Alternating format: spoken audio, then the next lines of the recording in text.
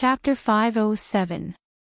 Tang Zheng was in a daze, as if all the strength in his body had been sucked out. With a plop he knelt on the ground, his face was pale and his lips were trembling. "Brother!" A tender voice sounded from behind him. Tang Zheng's whole body trembled, as if he had been electrocuted. He turned his head and looked at Lin Hu and the other three standing in front of him. His pupils could not help but widen. Weren't they crushed to death by him? So they didn't die. An enormous joy filled his heart as he hurriedly stood up and tightly hugged Nan Nan in his embrace, deeply afraid that she would leave him in the next second. "It's good that you're all right, it's good that you're all right," he kept repeating. Nana stretched out her small hand and wiped his eyes, with a childish voice said, "Brother, you're crying." "I'm not crying, brother is happy, it's good that you're all right." Tang Zheng's tears turned into a smile, but his smile was somewhat bitter. "Mother said that brave children should not cry. Brother is so brave, you must not cry," Nana said seriously. "Don't cry, don't cry." Tang Zheng took a deep breath. Seeing that they were all safe and sound, his heart was relieved. The others also looked at him in panic. At that moment, they really thought that they would die. But suddenly, Gue Qiansui became big and protected them under his hard shell, saving their lives. "Tang Zheng, this dragon group is afraid of your strength. For the time being, they certainly won't dare to harm their lives. You don't have to worry too much, the most important thing is to find them," Mu Hongyan softly advised. "But the key point is that the dragon group is very mysterious. Where their nest is, no one knows. Even if I want to save them, I don't know where to start," Tang Zheng said with a frown. This was Tang Zheng's weakness. Although he was strong, he was not well informed. If he had a good relationship with the Li Palace, he could get information from the Li Palace, but now Li Xiaotian was directly standing next to the dragon group. He was at his wit's end. Others may not know the location of the dragon group's lair, but I do." Suddenly, a hearty laughter drifted over from afar. Tang Zheng was startled and immediately turned his head to look. In the darkness of the night, a few people strolled over. The one in the lead was a middle-aged man with a square face and wide ears. The middle-aged man looked around and clicked his tongue. "The dragon group is really generous. They even made a mecha and displayed it in front of the world. Xing Feng is too willful." Tang Zheng was surprised that someone would criticize the dragon group so bluntly. Everyone who knew about the dragon group was fearful of this organization, but this person clearly did not place the dragon group in his eyes. "Who are you?" Tang Zheng asked in a deep voice. The middle-aged man waved his hand and said, "Tang Zheng, you don't have to be so hostile towards me. We're not enemies, but friends. I don't know you, so how can we be friends? We didn't know each other before, but don't we know each other now?" The middle-aged man said disapprovingly. "But I still don't know who you are." "That's right. A friend should tell you everything that he knows. Let me introduce myself. I'm Suing Tian." The middle-aged man cupped his hands and said in a deep voice. Tang Zheng's face was filled with suspicion. He was sure that he had never heard of this name before. When Mu Hongyan heard this, her expression changed slightly and became very solemn. "Looks like you don't know me, but Mu Hongyan beside you has obviously heard of my name," Suing Tian said with a smile that was not a smile. Tang Zheng was startled. He turned his head to look at Mu Hongyan. Her expression was serious as she said in a low voice, "He's the head of the National Security Bureau." National Security Bureau. Tang Zheng's brows furrowed even tighter. He had only seen this name in movies. He did not expect that it was not made up and was real. The other party was a government official. That meant that he was the same as the dragon group. How could he be friends with him? "Are you messing with me?" Tang Zheng said angrily. "Don't misunderstand. I'm not messing with you. I really want to be friends with you." Su Yingtian explained. But aren't you the same as the dragon group? Tang Jing asked back. Su Yingtian shook his head and said in disdain, being in the same group as Xing Feng is simply a disgrace. Ha! Tang Jing narrowed his eyes in surprise. The other party couldn't be saying this on purpose to gain his trust, right? As if he saw Tang Zheng's doubts, Su Yingtian continued, Xing Feng ignored the interests of the country for his own benefit. This kind of person is a traitor during wartime. Being in the same group as him will lower my status. Tang Zheng and Mu Hongyan looked at each other. Both of their eyes showed surprise. Mu Hongyan thoughtfully said, it is said that Su Yingtian was upright and outspoken when he was in charge of the National Security Bureau. He was very popular. So you're saying that he and Xing Feng are not on the same side? Tang Zheng was skeptical. Mu Hongyan said, I know a little about Xing Feng. His promotion record is quite beautiful, but many people are quite critical. They say that he is a villain who is unscrupulous. You know, on the first day he took office in the Dianan military division, he did not stay in the barracks. Instead, he went directly to the Long family mansion. Oh. Tang Zheng's eyes widened. This Xing Feng's way of doing things was really unexpected. Xing Feng is very clear that in order to gain a foothold in Dianan, he must establish a good relationship with the Long family, this local snake. Therefore, he has been very obedient to the old man in Dianan for all these years. Tang Jing remembered that he met Long Xianyuan in Dianan to take revenge. At that time, he had just left the 100,000 mountains when he was found by Long Xianyuan. Maybe it was Xing Feng who tipped him off. This person was really sinister. As a soldier, he did not have the slightest bit of integrity. Instead, he flattered and curried favor. He was really sorry for the military uniform he was wearing. No wonder Xing Feng acted so unscrupulously after joining the dragon group. He has this kind of gene in his bones. Once he achieves the Tao, he will be arrogant. Tang Zheng suddenly realized. Since the National Security Bureau and the Dragon Group do not deal with each other, the enemy of the enemy is a friend. Why not join forces with the National Security Bureau to deal with the Dragon Group? Tang Jing thought of a plan. The strength and development of the Dragon Group far exceeded Tang Zheng's expectations. The next time they met, he did not know what new weapons the other party would come up with. Moreover, the other party had an official status after all. If they really made a big fuss with the other party, it would not be good for the country. Tang Zheng was born and raised here. He still had a lot of feelings for this country. The National Security Bureau also represented an official status. Therefore, cooperating with the National Security Bureau to curb the growth of the Dragon Group was more beneficial than harmful for Tang Jing. In addition, Tang Jing did not know the location of the Dragon Group's nest. He could only passively take a beating. After joining forces with the National Security Bureau, he could take the initiative to attack. Seeing the two whispering, Su Yingtian was not in a hurry to speak.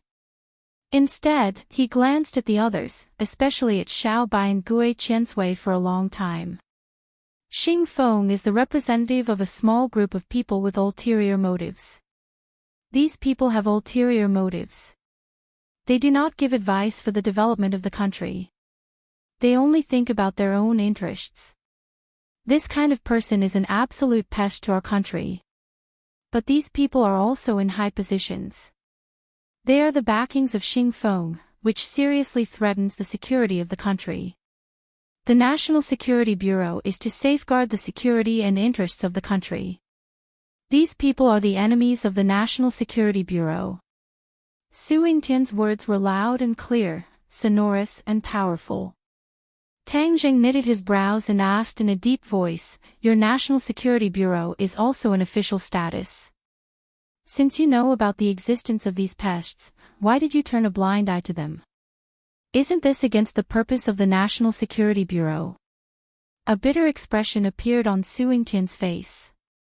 He shook his head and sighed. That may be the case. But our country is too big. If we don't pay attention to the method, these pests will fight to the death and drag the country that we have painstakingly built into a state of eternal damnation. Tang Zheng was stunned. He only considered his own gains and losses. But the other party considered the overall situation and had more scruples. Could it be that you just let them do evil unscrupulously and do nothing? Tang Zheng asked with indignation. It's precisely because we won't turn a blind eye that I came to you. You must have seen the battle just now. Why didn't you show up? Could it be that you will turn a blind eye to my defeat or death? Tang Zheng asked bitterly. Su Tian was silent. Silence meant acquiescence. His thoughts were seen through by Tang Zheng. The atmosphere became heavy and awkward. I don't deny your point. The National Security Bureau is choosing a partner and this partner must prove their strength. If their strength is too weak, it won't be good for the National Security Bureau. On the contrary, it will ruin our overall plan. Su Tian generously admitted. This open and above-board attitude was out of Tang Zheng's expectations. He couldn't help but have a good impression of him. However, Tang Zheng still didn't give the other a good face and said with a cold face, so you're saying that I just proved my strength? Yes. Su Tian nodded. We have been paying attention to you since a long time ago. You have come step by step and truly exceeded many people's expectations. At least I am the one who was shocked. Then I have to thank you for thinking so highly of me. Thinking highly of you and looking down on you is what you earned. You used your strength to prove that you can become a partner of the National Security Bureau. That is enough. I can let you understand that cooperating with the National Security Bureau is beneficial to the country and also to yourself. Tang Zheng's thoughts flew as he carefully considered these words. After a long time, he said, let's not talk about the cooperation for now. I am only interested in rescuing my grandfather and Shir. Everything else is off the table. Su Tian didn't mind and said with a smile, your attitude towards your family is enough to prove that you are a person who values friendship and righteousness. This is something that I admire. I don't like to cooperate with a cold and heartless person. In order to show my sincerity, the National Security Bureau will fully cooperate with you in this rescue. Then first tell me where the Dragon Group's base is. Tang Zheng asked. In the vast desert in the west, your family is being held there. In the desert. Tang Zheng was shocked. If the other didn't tell him, then it would be really difficult for him to find it. Even if he now knew that it was in the desert, it was still the largest desert in the country. Even in the world, it was ranked first. If he were to look for it himself, it would be like looking for a needle in a haystack. Chapter 508. A military aircraft swept across the sky and flew towards the desert in the western part of Huaxia. The desert stretched as far as the eye could see and was filled with yellow sand. It was like an ocean of sand. Tang Zheng looked down at the desert. It was boundless and reflected the sun's rays. Grandpa and Shir were locked up in a secret base below. This base was a research and development base for the military. Many secret weapons were developed here. For example, the nuclear bomb was successfully tested and detonated in this desert, shocking the world. The Mecca this time was no exception. All the research and development training was carried out in this deserted desert, so it would not be discovered by the outside world. Su Tian looked at the excited Tang Zheng and patted his shoulder, warning him, even though the Dragon Group has only been established for a short period of time, they have used a lot of resources, so their development is rapid and the amount of energy they have accumulated is hard to imagine. Even if you are strong enough, you cannot be careless when entering their base to save people. Understood. Although the National Security Bureau and the Dragon Group are not on good terms, but after all, they are related departments of the country. We can't directly attack each other. This time, we can only rely on external support.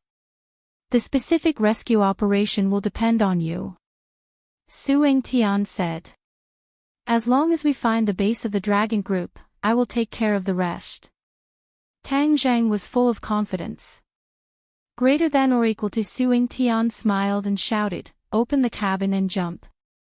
Tang Zhang and Huang Xiang put on their parachutes and jumped out of the cabin. He immediately did a free fall and fell rapidly. The desert was getting closer and closer. Pang! The two opened the parachute. The parachute lifted their body and flew up for a while. Then they slowly fell and landed in the desert. The landing point was more than 10 kilometers away from the base of the dragon group. For ordinary people, this distance was life and death. But for these two people, it was like walking on flat ground. Xiao Bai and Gue Qiansui were lying on Tang Zhang's shoulders. This time, Tang Zhang brought all the available forces around him. Looking at the target red dot on the navigation device in their hands, the few of them moved as fast as lightning, heading straight for the target. From thousands of miles up in the sky, one could see that they were like two tornadoes blowing across the desert, sweeping up two huge clouds of yellow sand. Stop! Tang Zhang raised his palm and stopped in his tracks with Huang Xiang. His eyes narrowed into a thin line. The desert in front of him was no different from the rest of the desert. It reflected the light of the sun and was somewhat dazzling. However, this was the periphery of the base, and there were all kinds of surveillance equipment. They had to be careful to avoid triggering the alarm. If Tang Zhang didn't have backup, he definitely wouldn't have been able to quietly pass through this inescapable net of surveillance. But with the help of the National Security Bureau, they listened to the instructions from their headsets and quickly and cleverly passed through the surveillance. Stop! Walk in the direction I told you, Su Tian commanded calmly. 1 step, 2 steps, 3 steps, Tang Zhang began to walk in the yellow sand, leaving deep footprints in the sand. This set of footsteps was very complicated, as if it was in accordance with some kind of strange formation. This is the password to open the base. This is a kind of formation, a back door left behind by the original designer. Although the dragon group has occupied this base, they don't know about this back door. Only by entering through this back door will you not trigger any alarm. Su Tian explained. How do you know about this back door and the password? Tang Zhang curiously asked. From the day this country was established, the National Security Bureau was born. A department that has existed for too long will always know some secrets that others don't know. Su Tian proudly said. Gotcha! When Tang Zhang stopped walking, a crisp sound rang out. The yellow sand began to spin like a whirlpool. Voila! The yellow sand disappeared and a black hole that could allow one person to pass through appeared. Jump down. Su Tian said. Tang Zhang casually asked, Don't tell me it's a trap below. You still don't fully believe me.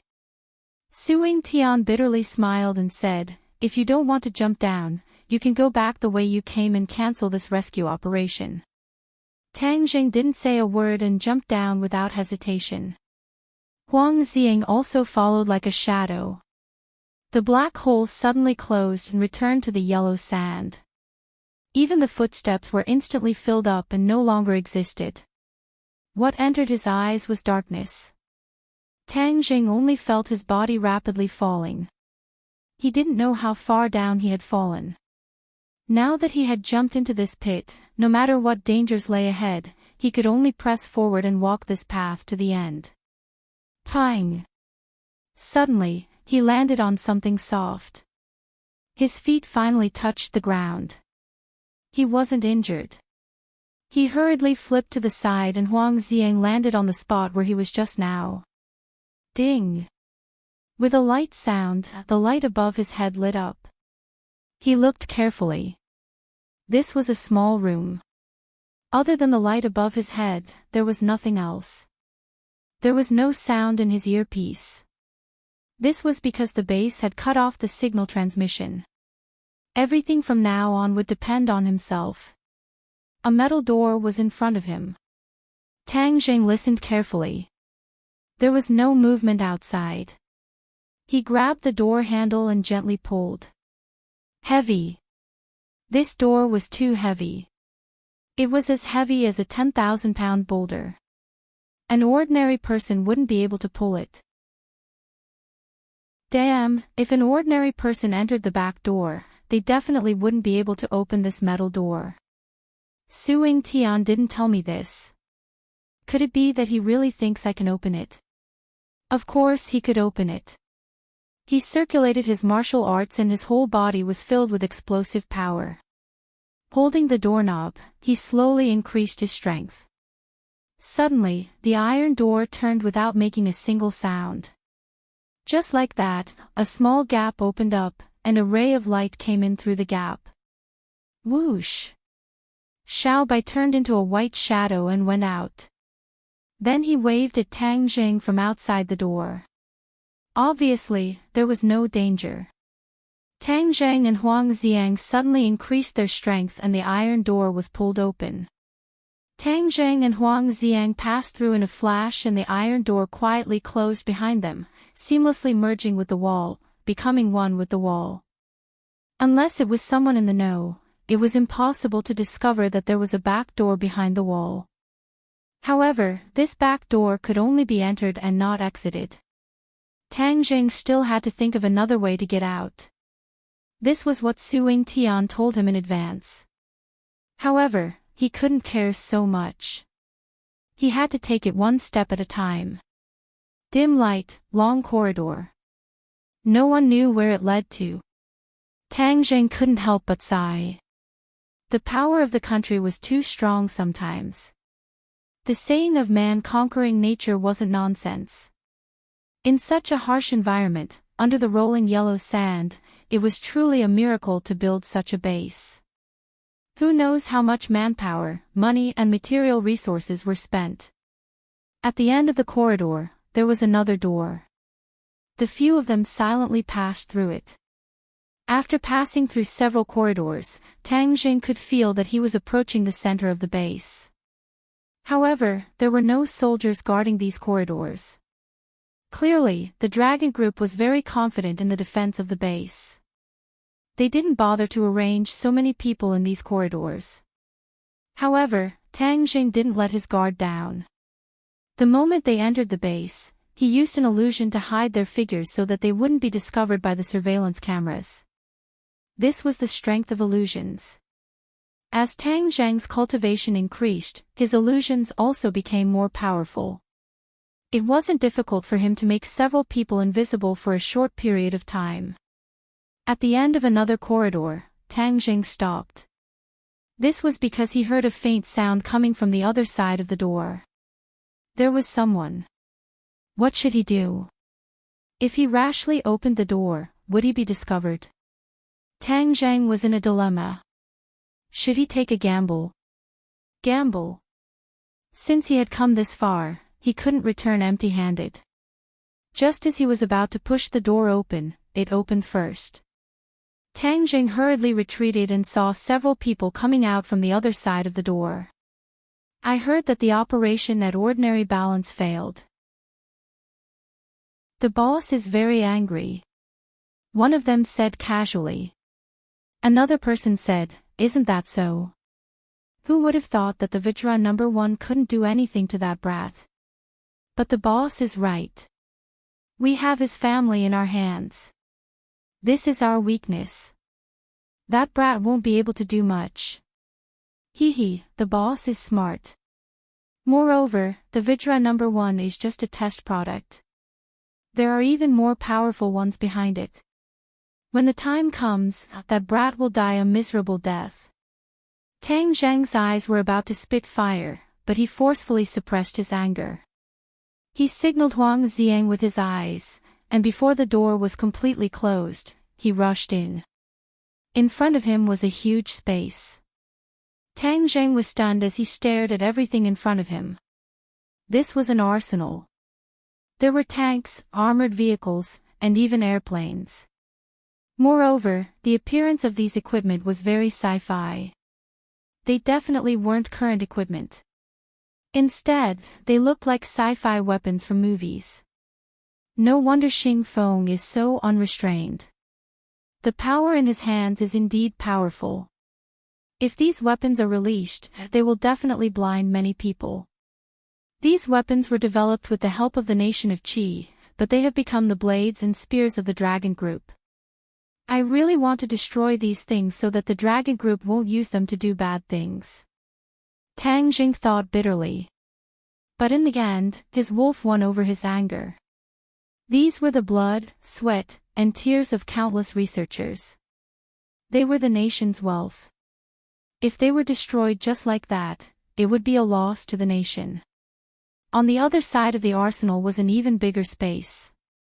When Tang Zhang stood in front of the door, he truly felt what it meant to be shocked. This was a huge underground factory. It was a hubbub of voices and pedestrians. It was a scene of great excitement. One after another, huge objects stood in this huge factory. They were metal skeletons that the workers were assembling. Although they weren't finished yet, one could vaguely see their full appearance. These were mechas that were even bigger than the destroyed Vajra No. 1. In addition, Tang Zheng saw cranes hoisting huge weapons onto the huge objects. These were weapons that the Vajra No. 1 didn't have.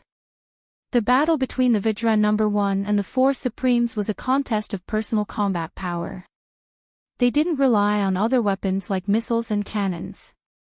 However, it was clear that now that these behemoths were equipped with these thermal weapons, this further improved the combat strength of these big guys.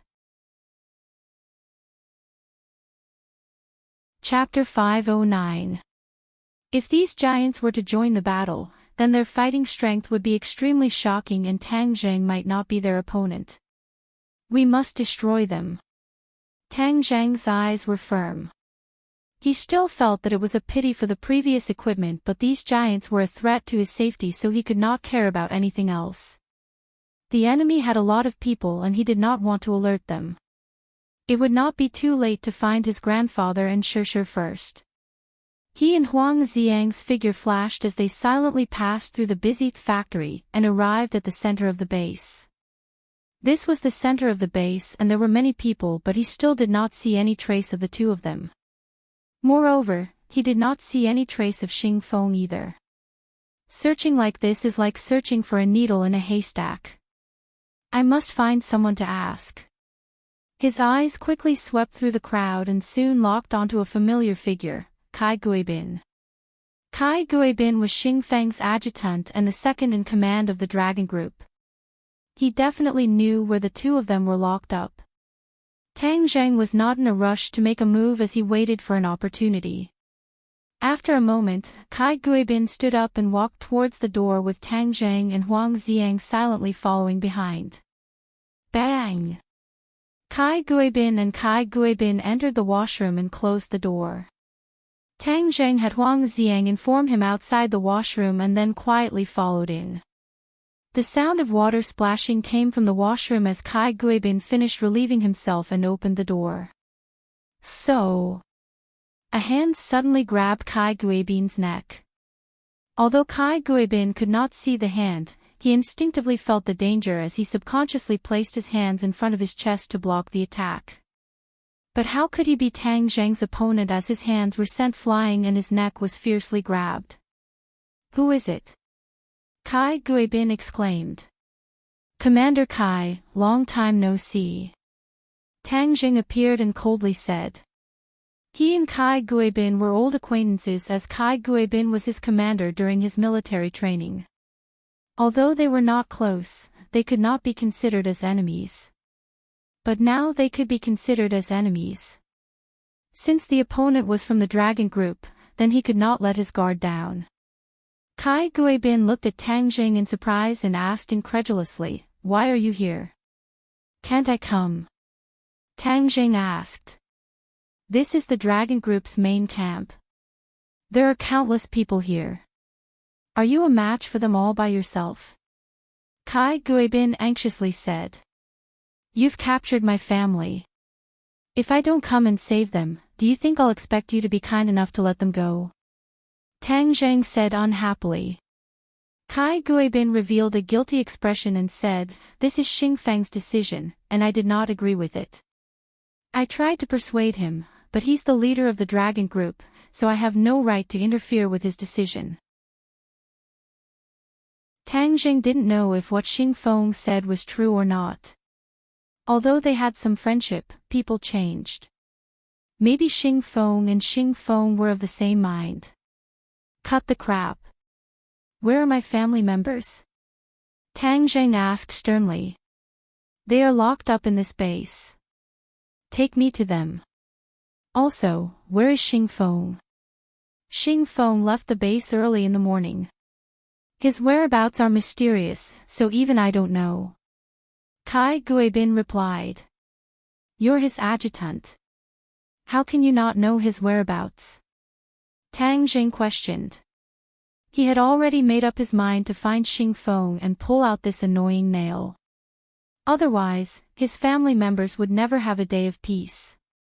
Whether you believe me or not is up to you. Even though I am his adjutant, he does not trust me. This time, he purposely hid the mission from me because he was afraid that I would leak information to you. Kai Guibin said in a natural and unrestrained manner. Tang Zheng looked at him suspiciously. He was unable to tell if Xing Feng was telling the truth or not. No matter what you say, you're a member of the dragon group. That means you're my enemy. Don't think that I'll believe you. Take me to see my family right now. If you dare to play any tricks, I'll make sure you die a painful death. Tang Zheng said with killing intent.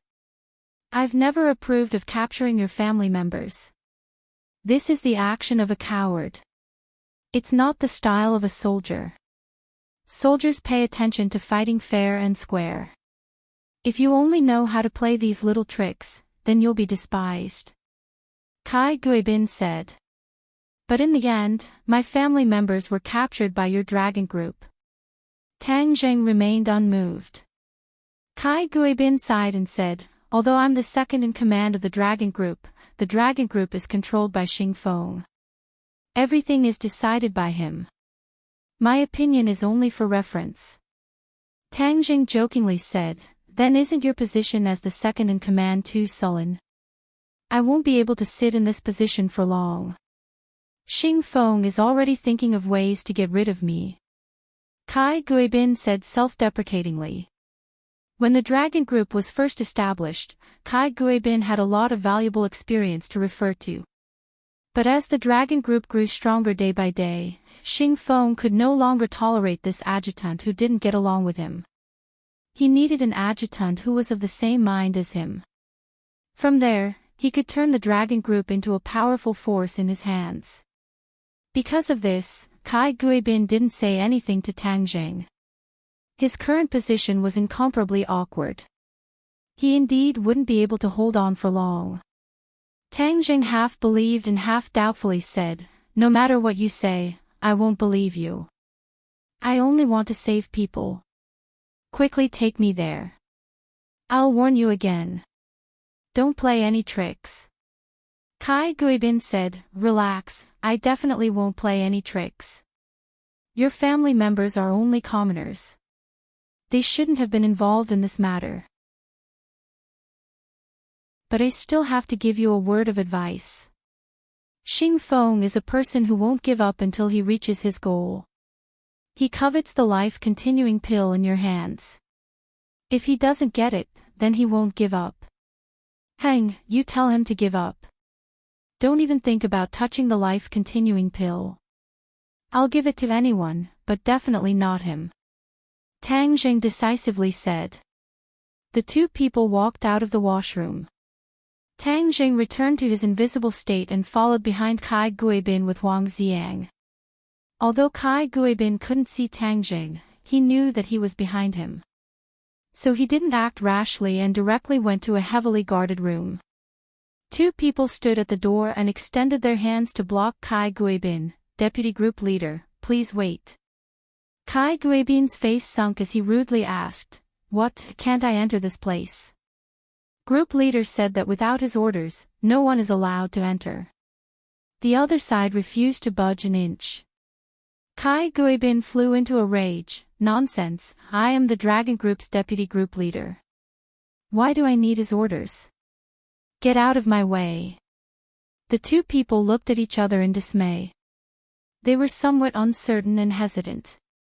Kai Guibin's hair stood up in anger as he directly pushed the two people aside and said, "If you want to stop me, then do it. I want to see if Xing Feng can really cover the sky with one hand." The other side clearly didn't expect that the normally amiable Kai Guibin would be so unyielding and angry. After all, Kai Guibin's rank was too high. If he really got angry, the two people would still feel uneasy. They helplessly moved aside and watched as Kai Guibin pushed open the door and walked in. The space behind the door wasn't big, but there was plenty of light. Two familiar figures jumped into Tang Zhang's eyes. He was pleasantly surprised as he directly rushed over. Grandfather, Shusher. Tang Dahai and Fong Shusher were both handcuffed and shackled. Their expressions were dispirited. After Tang Dahai took the life-continuing pill, his complexion was originally rosy and healthy. But at this moment, it was as if he was seriously ill. Fong Shusher's beautiful face was also filled with exhaustion. She had lost a trace of her beauty and was both mentally and physically exhausted. When they heard Tang Zhang's voice, the two people raised their heads at the same time. They were both surprised and happy to see Tang Zhang's figure appear. "Little Zhang, Tang Zhang." The two shouted out in surprise. But in the next moment, Tang Dahai's expression changed as he said in a panic, "Little Zhang, how did you get caught by them? Didn't I tell you to quickly run? Why didn't you listen to me?" Fong Shusher was more familiar with Tang Zhang's strength and knew that he definitely wasn't caught. She was bewildered as she asked, "You came to save us?" "I'll immediately save you guys." Tang Zhang tore off the shackles, allowing the two people to regain their freedom. "Grandfather, Shusher, you guys have suffered." Seeing their tired appearance, Tang Zhang's nose turned sour. "Foolish child, how can you be so foolish?" "AI."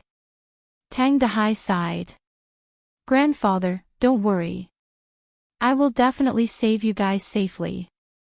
In the future, no one will be able to harm you," Tang Zhang said resolutely. In his heart, he secretly swore that whoever dared to touch his family would be sentenced to death. No matter who the other party was, no matter where they were, Tang Zhang would definitely take the other party's head.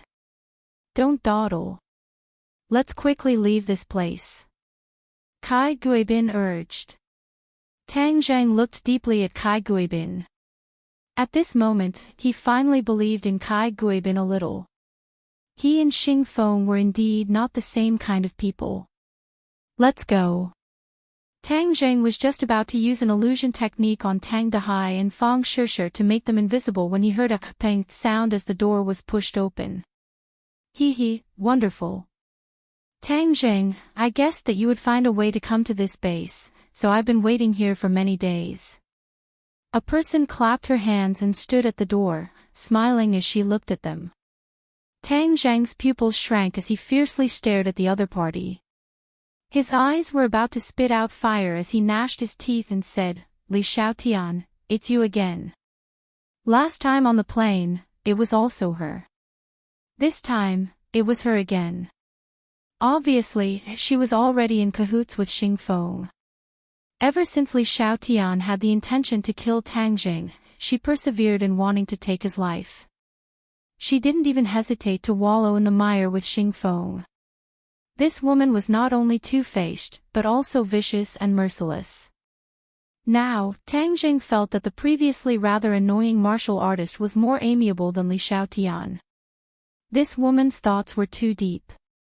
It was simply impossible to guess. At this moment, she was smiling at you, but in the next moment, she could stab you with a knife. At this moment, he really wanted to kill Li Xiaotian. Even if the other party was the Holy Maiden of Li Palace, Tang Jing still decided to get rid of her. Even if it meant incurring the revenge of Li Palace, he still didn't care.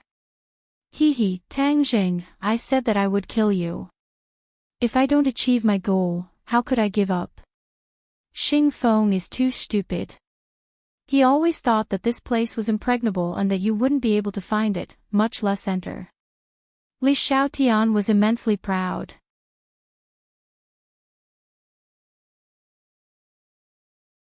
Chapter 5:10. Do you think you can stop me? Tang Zheng was not intimidated as he walked straight towards Li Xiaotian with a murderous aura. He wanted to kill her. Li Xiaotian did not retreat. The corners of his mouth rose into a beautiful arc as he said indifferently, "Of course." Tang Zheng had yet to figure out where his confidence came from when the ground beneath his feet shook violently. The floor disappeared and a huge black hole appeared beneath his feet. Other than Li Xiaotian at the door, everyone else's feet were suspended in the air as they fell rapidly. Tang Zheng cried out in alarm as he rushed towards the door. Li Xiaotian did not move at all. Even the smile on his face did not decrease in the slightest. Boom! Boom! Boom! Numerous gun muzzles appeared on the roof and fired at them. A rain of bullets filled the sky as they shot towards them. Tang Jing cried out in alarm. His grandfather was an ordinary person. How could he block this rain of bullets? He grabbed onto his grandfather but was unable to avoid falling. After missing this opportunity, they had already fallen several hundred meters. Moreover, they had nowhere to grab onto. Even if they had great abilities, they were helpless. Li Xiaotian stood at the entrance of the hole and waved at the people who had already disappeared. He said with a smile, "Tang Jing, farewell." Bang! Darkness surrounded them in all directions. This black hole seemed to have no end. They had already fallen, who knew how far. Is everyone all right? Tang Jing, I'm fine. Fang Shishir hurriedly said, where are we falling? Tang Jing did not know the answer either. Kai Guibin sighed and said, I really did not expect this to be a trap. The other party really put in a lot of effort. I have never heard of such a black hole trap. Tang Jing finally believed Kai Guibin. He was an abandoned pawn by Xing Feng. From now on, the dragon group was in Xing Feng's pocket. There was no one else who disagreed. Don't be discouraged, everyone. We're not dead yet, so there's still a chance. Tang Jing pretended to be calm and tried to persuade them. Tang Dehai was in a daze as he choked with sobs and said, Little Zheng, this is all grandfather's fault. If not for saving me, you would not have fallen into this trap. Grandpa, it's not your fault. For you, I'm willing to give up my life. Don't worry. As long as I'm here, I'll definitely find a way to ensure everyone's safety. Tang Jing knew that this time, the odds were against him, but he still tried to comfort him. A glimmer of light appeared below.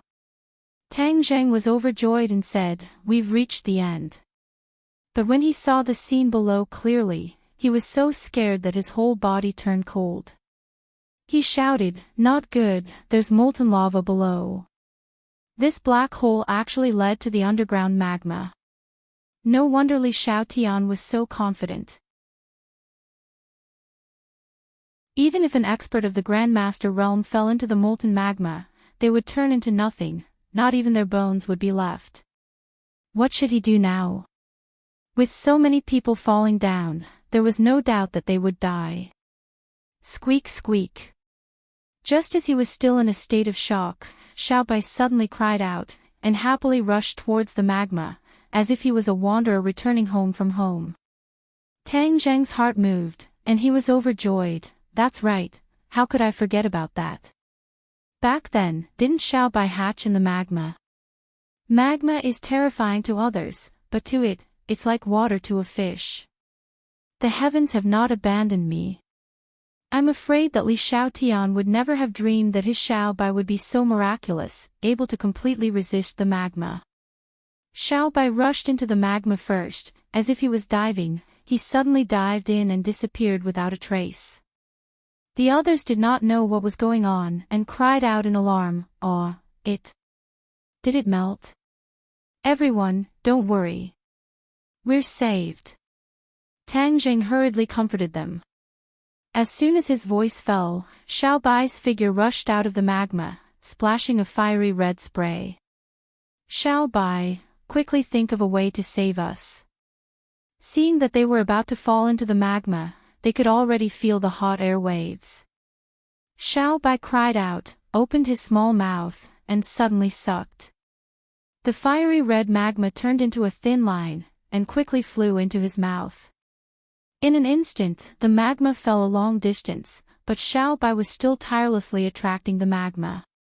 His small belly gradually bulged, but he looked like he was enjoying it very much. "Gui Qiansui, become bigger, carry everyone." Everyone's falling speed was very amazing. Even if they could safely land later, this speed was enough to crush everyone. Gui Qiansui's defense was the strongest, so Tang Jing pinned his hopes on him. Gui Qiansui quickly became bigger, and several people immediately lay down on Gui Qiansui's turtle shell, falling rapidly. The fiery red light gradually faded, and the magma quickly decreased at a speed visible to the naked eye. Xiaobai's belly became rounder and rounder, his eyes became brighter, and his snow-white hair emitted a trace of red light. Whoosh! When Xiaobai finally sucked the last bit of rolling magma into his stomach, he turned into a small ball and fell to the ground. He tried to kick a few times, but he could not get up. Bang! With a loud sound, Gui Qiansui hit the ground, and rocks flew. The huge impact made Gui Qiansui bounce a bit before he finally landed on the ground. Everyone was lying on the turtle shell, but they still suffered a lot of impact. Fortunately, it was not life-threatening, so they were temporarily relieved. "Gui Qiansui, how are you?" Tang Jing asked with concern. "Shangxian, don't worry. I'm fine," Gui Qiansui said. Tang Jing nodded, and helped his grandfather and Shi jump down from the turtle shell. When his legs stood on the ground again, he felt so warm and steady. Kai Guibin also jumped down. The light around was very dim, and the walls were still glowing red, so it was not completely dark. Xiaobai. Tang Jing saw Xiaobai lying on the ground with his feet in the air, and quickly rushed over to pick him up. But he could not help but cry out in pain, and almost threw him away. It was hot all over, like a flame.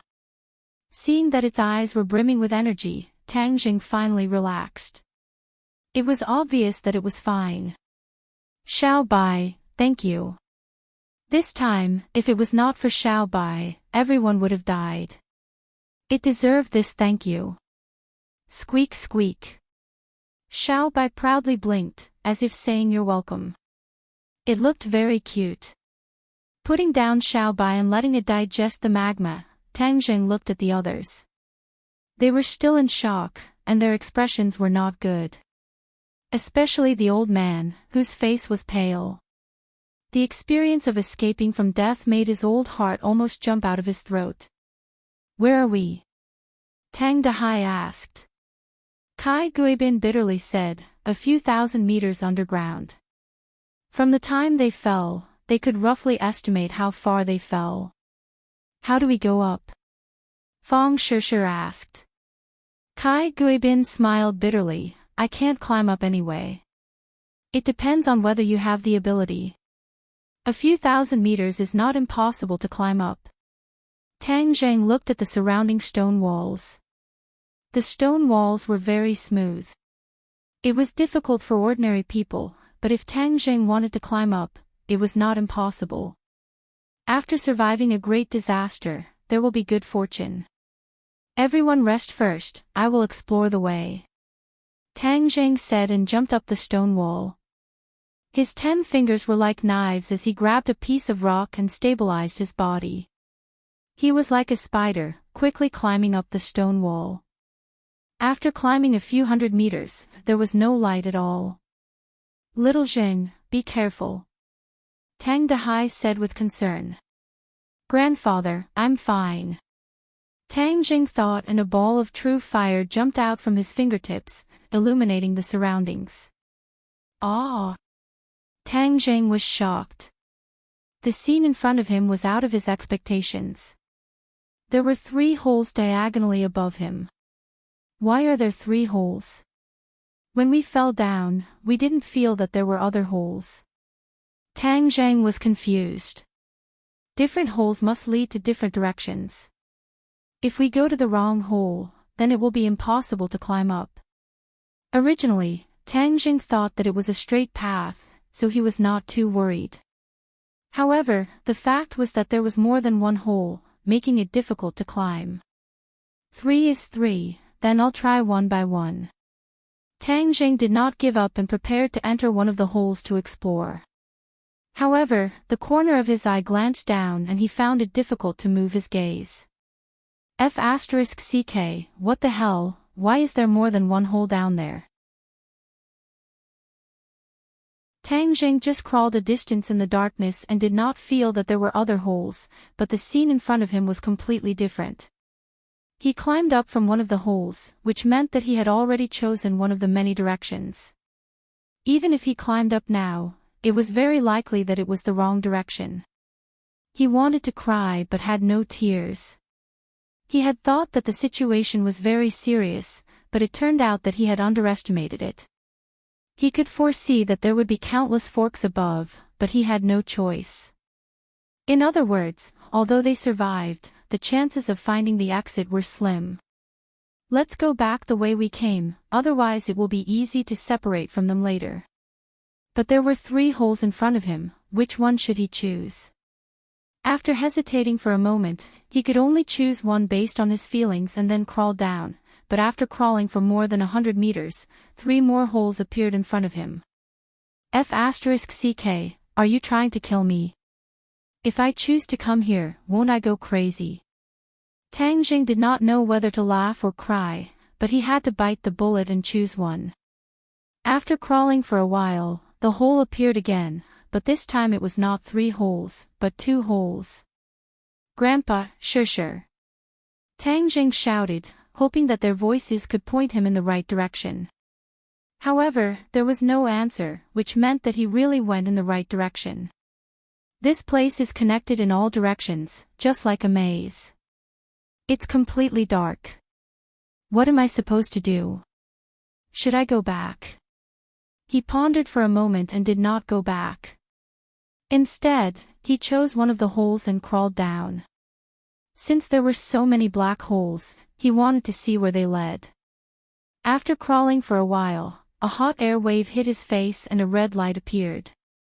Magma again. Tang Jing was shocked. This meant that this was the end of the black hole. He went back the way he came and crawled into another black hole. Ha!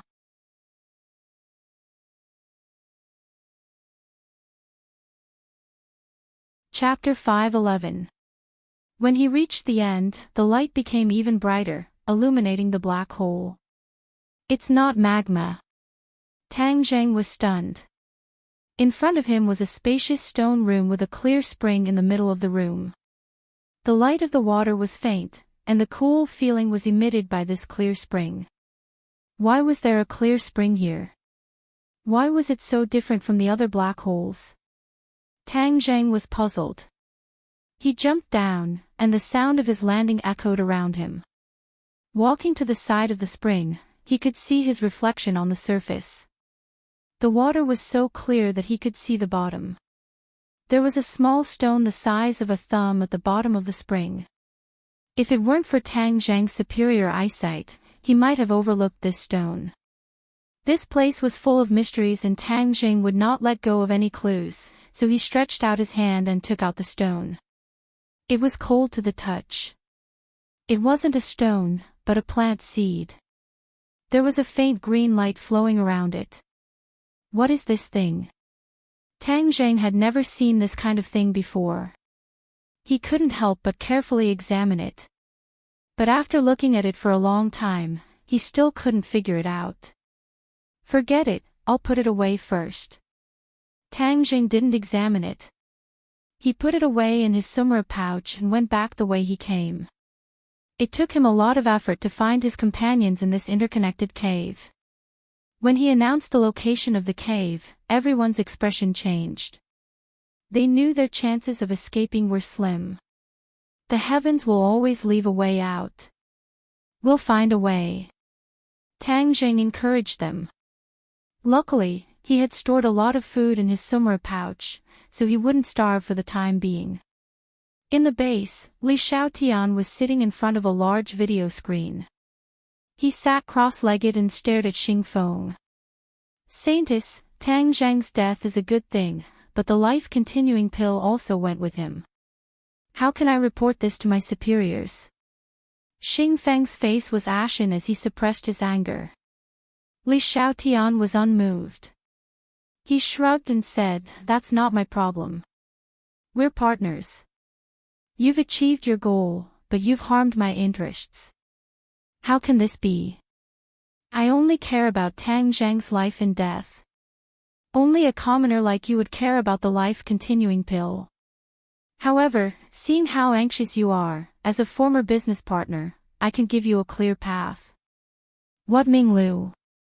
We've already sold so many life-continuing pills, why don't we start with those people? Li Xiaotian asked with a smile that was not a smile. Perhaps some people would never have dreamt that Li Xiaotian's casual words would lead the trouble to them.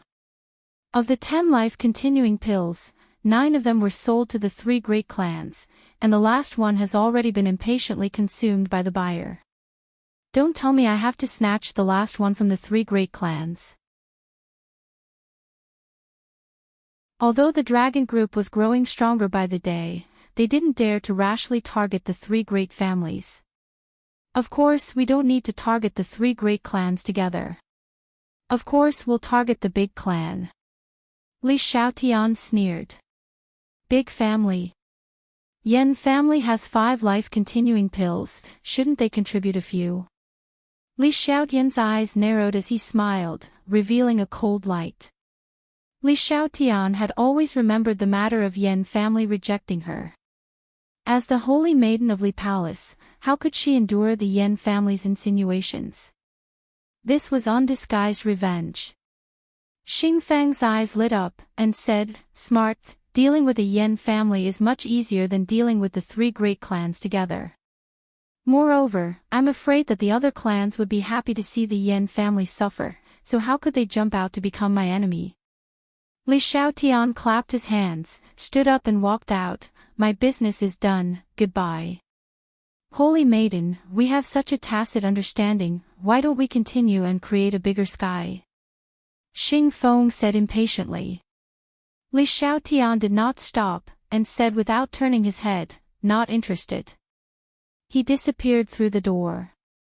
Xing Feng's expression was unsettled as he secretly gritted his teeth.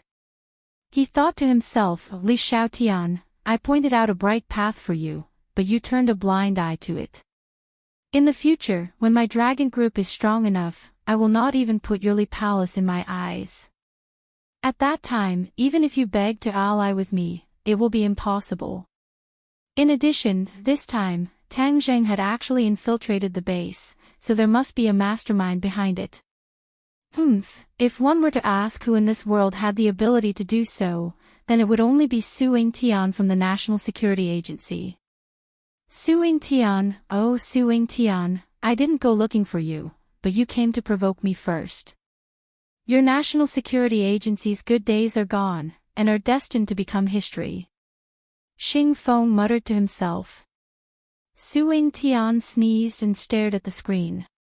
The locator that was originally installed on Tang Zheng's body had already lost its signal. Where did Tang Zheng go?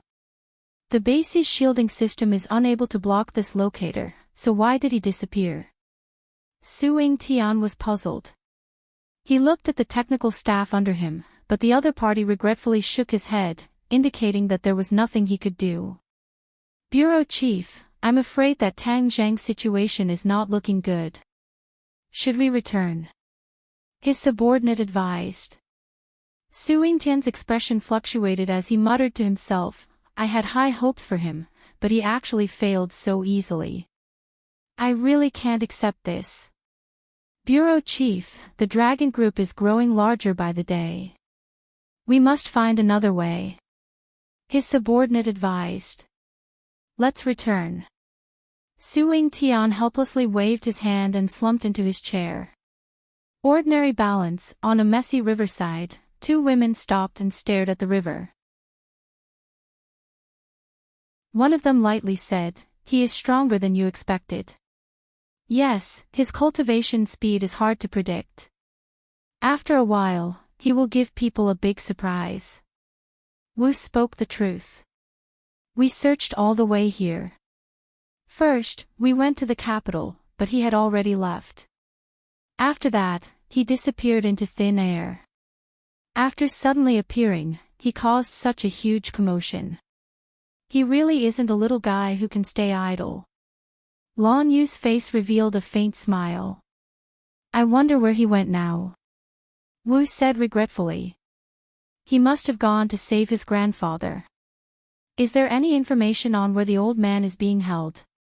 Lan Yu asked. In the base in the northwest desert. Then let's go. Yes, sir. Wu did not hesitate. Although he knew that this would conflict with the dragon group, so what? If he dared to stop her and her master's wife, he would kill him. Ordinary Balance's shocking battle had already spread to the ears of many people. Yan, Yi, Song, and Chu were the first to know of the news. The four great families were all shocked. Not only were they shocked by Tang Zhang's strength, they were even more shocked by the strength displayed by the dragon group. This newly established official organization actually had such great power. It was simply shocking to everyone's eyes. In the dark, many people already felt that the current situation had undergone a subtle change, as if a storm was brewing. In the Ya family, Yi Dingdang hurriedly rushed into his parents' room and asked, Is there any news of him? Yi Tianlei and Feng Xinyang looked at each other speechlessly. Yi Dingdang became anxious and asked, Is there any news? Say something. Feng Xinyang held his daughter's hand and said earnestly, Dingdang, Tang Zhang has disappeared. Just like last time, he disappeared into thin air. No one knows where he went. How is that possible? Yi Dingdang was in disbelief. Suddenly, her eyes lit up. No, his family has been captured. He will definitely go and rescue them. As long as we know where they are, we can find him. Dingdang, the situation is far more complicated than you think. Everyone has underestimated the dragon group's strength. Right now, no one dares to rashly start a conflict with the dragon group. Yi Tianlei said earnestly. His words were filled with a sense of powerlessness. The great families originally thought that they were strong enough to not be restrained by the officials. However, they did not expect that the strength of the officials this time was far beyond their imagination. They were the frogs at the bottom of the well. They thought that they could do whatever they wanted with just one martial scholar expert. However, once the Qi country's officials showed their strength, they were suppressed. You are afraid of the dragon group, but I am not. I am going to find Tang Zhang. If I have to die, I will die with him. Yi Dingdang said resolutely without the slightest fear. You really are my, Feng Xinyang's, daughter. You are not afraid of the heavens or the earth. Feng Xinyang stroked her hair and said lovingly. Dingdang, even if you really want to die with Tang Zhang, it is impossible because no one knows where those two people are. The dragon group is too mysterious. Outsiders have no way of knowing where they are. Yi Tianlei said helplessly. Are we just going to sit here and wait for death? The two of them were silent. This was also a helpless action. Yi Dingdang was extremely disappointed. She unwillingly stomped her feet and walked out in large strides. Song Yu and Chu Xiaofang were currently toasting each other. The two of them had excited expressions. Chu Xiaofang excitedly said, "Tang Jing, that brat is really courting death. He provoked the big guy of the dragon group. Now he is not far from death. Tang Jing has disappeared. Maybe he has already been secretly eliminated by the dragon group." Song Yu said with a smile. "Haha, that's even better. In any case, he's no longer a concern." Chu Xiaofang said proudly. Dragon Elephant Mountain, Yan family. Yan Padian, Yan Qishan and Yan Luyun had already gathered together. The expressions of the three generations of grandfather and grandson were not good, as the matter this time had far exceeded their expectations. "Father, can Tang Jing survive this crisis?" Yan Qishan asked. Yan Padian squinted his eyes, remaining calm and collected, as if he did not hear anything. Yan Qishan and Yan Luyun looked at each other helplessly, and fell into silence. Dong dong dong. A burst of clear footsteps sounded out. Yan Padian suddenly opened his eyes and looked at Yan Qingyi. Yan Qingyi shook her head at her father and said, "Father, the heavens are unpredictable. I am not confident that Tang Jing will be able to survive this time." The corner of Yan Potion's mouth twitched. "Qingyi, didn't you say that Tang Jing will become the person who will turn the tide in the future? Why do you say that the heavens are unpredictable?" Yan Qishan could not help but ask. Yan Qingyi said indifferently, "I don't know what Tang Jing encountered this time, but my predictions have deviated greatly. Even the things that I predicted in the past have become illusory. You're saying that Tang Jing might not be the one to turn the tide?" Yan Qingyi fell into silence, which could be considered as tacit agreement. Could it be that he encountered something big this time, and even the heavenly secrets have changed? Yan Padian asked suspiciously. "I don't know either," Yan Qingyi said. This was something that she had never encountered before. In the past, the things that she had predicted would not change, but this time, it had become illusory, causing her to doubt her own prediction skills for the first time.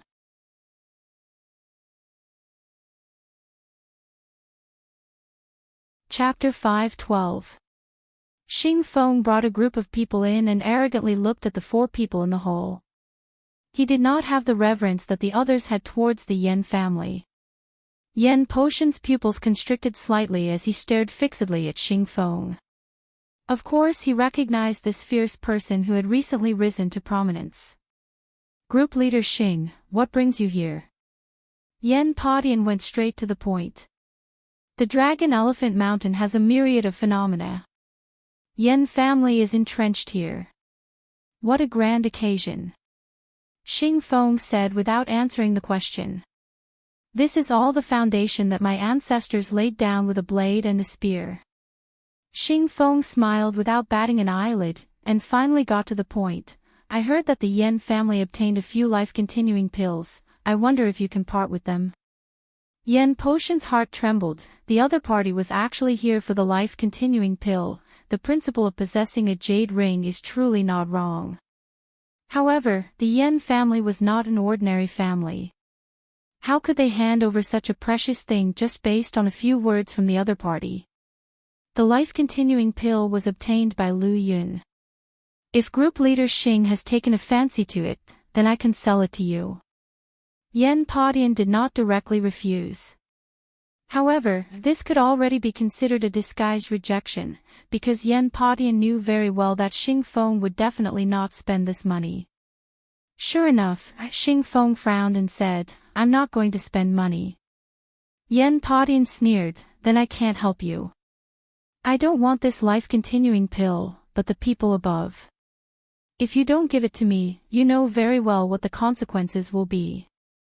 Xing Feng pointed up and said. This was already a form of coercion and enticement. Yan Padian had seen too many people who relied on their power to bully others in his life. Ever since he got older, Xing Feng was the first person who dared to do so. Yan family's money is earned bit by the people below. If I were to waste it like this, then I would be poked at behind my back. My life is coming to an end, and I don't want to be cursed like this. Yan Patian had already expressed his attitude. However, Xing Feng did not plan to stop here.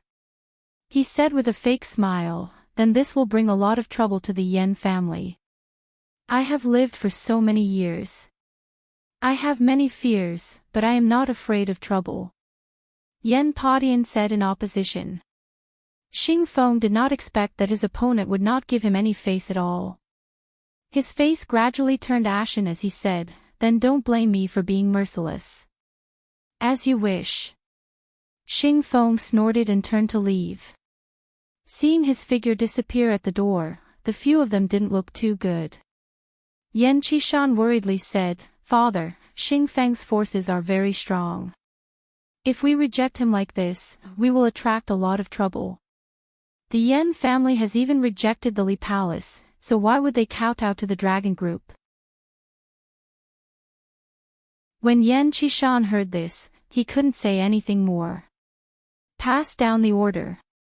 Tell the people below to pay attention to the slightest sign of trouble," Yan Qishan said again. They accepted the order.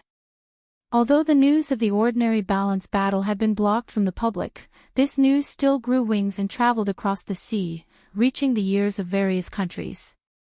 The Atlantic Empire and the island nation were among the first countries to know of this news. Huaxia's rise in power in the past few years was too rapid and eye-catching. Naturally, it was the focus of attention of many forces. This time, the appearance of the King Kong #1 was truly dazzling. The other countries' projects were all in a state of stagnation, but Huaxia was the first to succeed. How could this be? Immediately, many spies sneaked into Huaxia to secretly inquire about the details. In the magnificent castle of the Rockefeller family, Louis stood respectfully in the middle of the hall, facing the elders of the family. The person in the middle was the head of the Rockefeller family, Louis's father. His facial features were somewhat similar to Louis's, and his voice was deep and dignified. "Louis, the last time you went to Huaxia, you did bring back a lot of news, but there was not a word about the Mecca. This is your dereliction of duty, understand?" Louis bowed his head and said respectfully, "Yes, but my descent plan has been implemented to the final stage. I can give Huaxia the heaviest blow. Even if they have Meccas, I can let them have a taste of the annihilation of a country. This plan is really good. Use the lives and blood of Huaxia people to open the mountain river blood sacrifice array and let the demon race descend. This will bring disaster to the people of Huaxia. When the cultivators were expelled, the demon race will definitely hold a grudge and will definitely attack Huaxia. We can reap the benefits," the head of the Rockefeller family praised. Louis added, "When the demon race descends, I will form an alliance with them. When they first come to this world, they are at their weakest. With our help, they will get twice the result with half the effort. They will definitely not refuse our kindness. Even so, we can't take it lightly. The secrets of the Mecca must be obtained because this is our weapon to restrain the demon race in the future. Yes, our intelligence personnel have already infiltrated Huaxia. The Huaxia people are a people with obvious bad habits. There is a saying that is very popular in their country that money makes the world go round. We will open the way with money, and it will be successful. We will definitely get the secrets of the Mecca." Louis was full of confidence. "In addition, why is there no movement from the 100 Faces Star Lord you mentioned? Is he really going to hide in the 100,000 mountains? This is indeed very strange." Although he escaped, he did not leave the 100,000 mountains, and the fate of the demon god is unknown. "But father, don't worry, I have sent people to keep an eye on the 100,000 mountains. As long as they come out, we will know. It's best if the 100 Faces Star Lord starts a massacre and muddies the waters even more. Only then will we be able to fish in troubled waters. I hope so, haha. Only complacent and high-pitched laughter remained in the hall. Yellow sand filled the sky, and the red sun hung high in the sky. Two figures flashed across the yellow sand, leaving only shallow footprints. The two of them were like a gust of wind, like a torrential rain, advancing forward courageously. Not long after, the two of them stopped on top of a patch of yellow sand. "This is it?" Lan Yu asked. Wu nodded. "It's right under our feet, but I don't know how to enter." The corner of Lan Yu's mouth curled up as he smiled and said, "Since we found our target, it's easy to enter." As soon as he finished speaking, his foot landed. With a muffled sound, the yellow sand flew up from the ground, as if it had escaped the effects of gravity and soared into the air.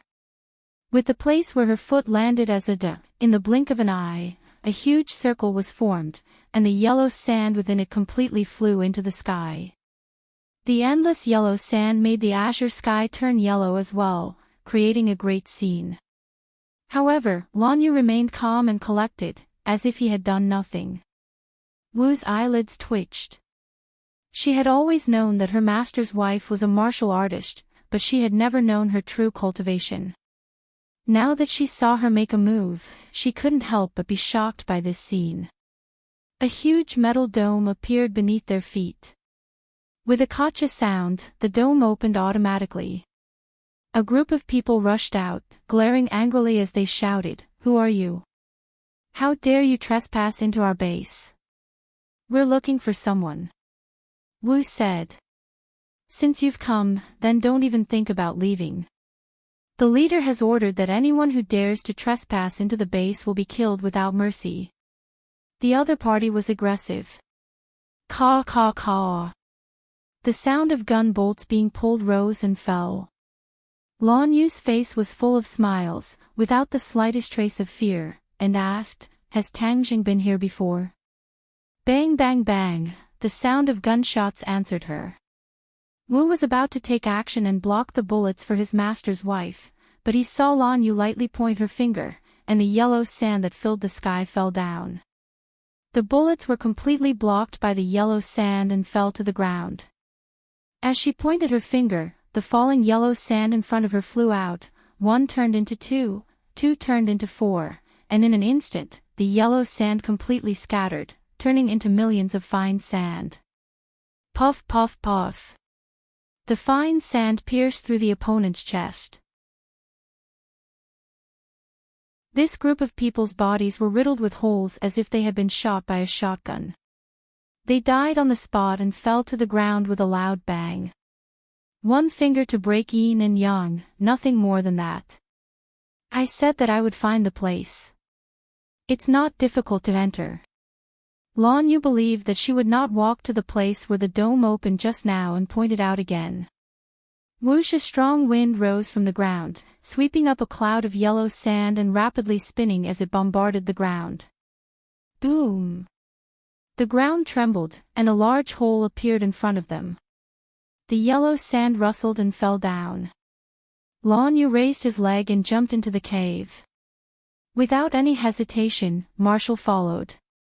The two of them entered the base, but an ear-piercing alarm sounded in their ears, and they heard a series of shouts.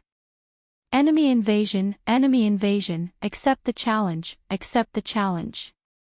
However, Lan Yu leisurely walked towards the center of the base. Wu Yi followed beside her step by step. She looked around and was extremely vigilant. This time, she finally understood the strength of her master's wife. She was not inferior to her master at all. Immediately, a sense of reverence arose. If she had this kind of cultivation at her master's age, then her life would not have been in vain. Halt! A pair of soldiers rushed over, aimed at the two of them, and pulled the muzzle of their guns. Lan Yu's slender hand casually waved in front of her, and the bullets whistled through the air towards the walls on both sides. Sparks flew in all directions, but they were completely unharmed. Where is Tang Jing? Lan Yu asked softly. Although the voice was extremely soft, it was like a clap of thunder in everyone's ears. Everyone's expressions changed drastically, and blood even flowed out from the corners of their mouths. "Stop her, stop her!" someone shouted, quickly inform the boss. However, how could these people stop the two of them? Lan Yu seemed to have entered an unstoppable realm, and wherever she passed, the enemy would automatically split into two sides. That indomitable aura caused everyone's hearts to pound, and some people couldn't even bend their fingers to pull the trigger. Expert. This thought appeared in everyone's mind. Only those who had been transformed into super soldiers understood what it meant to be frogs at the bottom of a well. Originally, they thought that they were already outstanding, but compared to a true expert, they were worthless.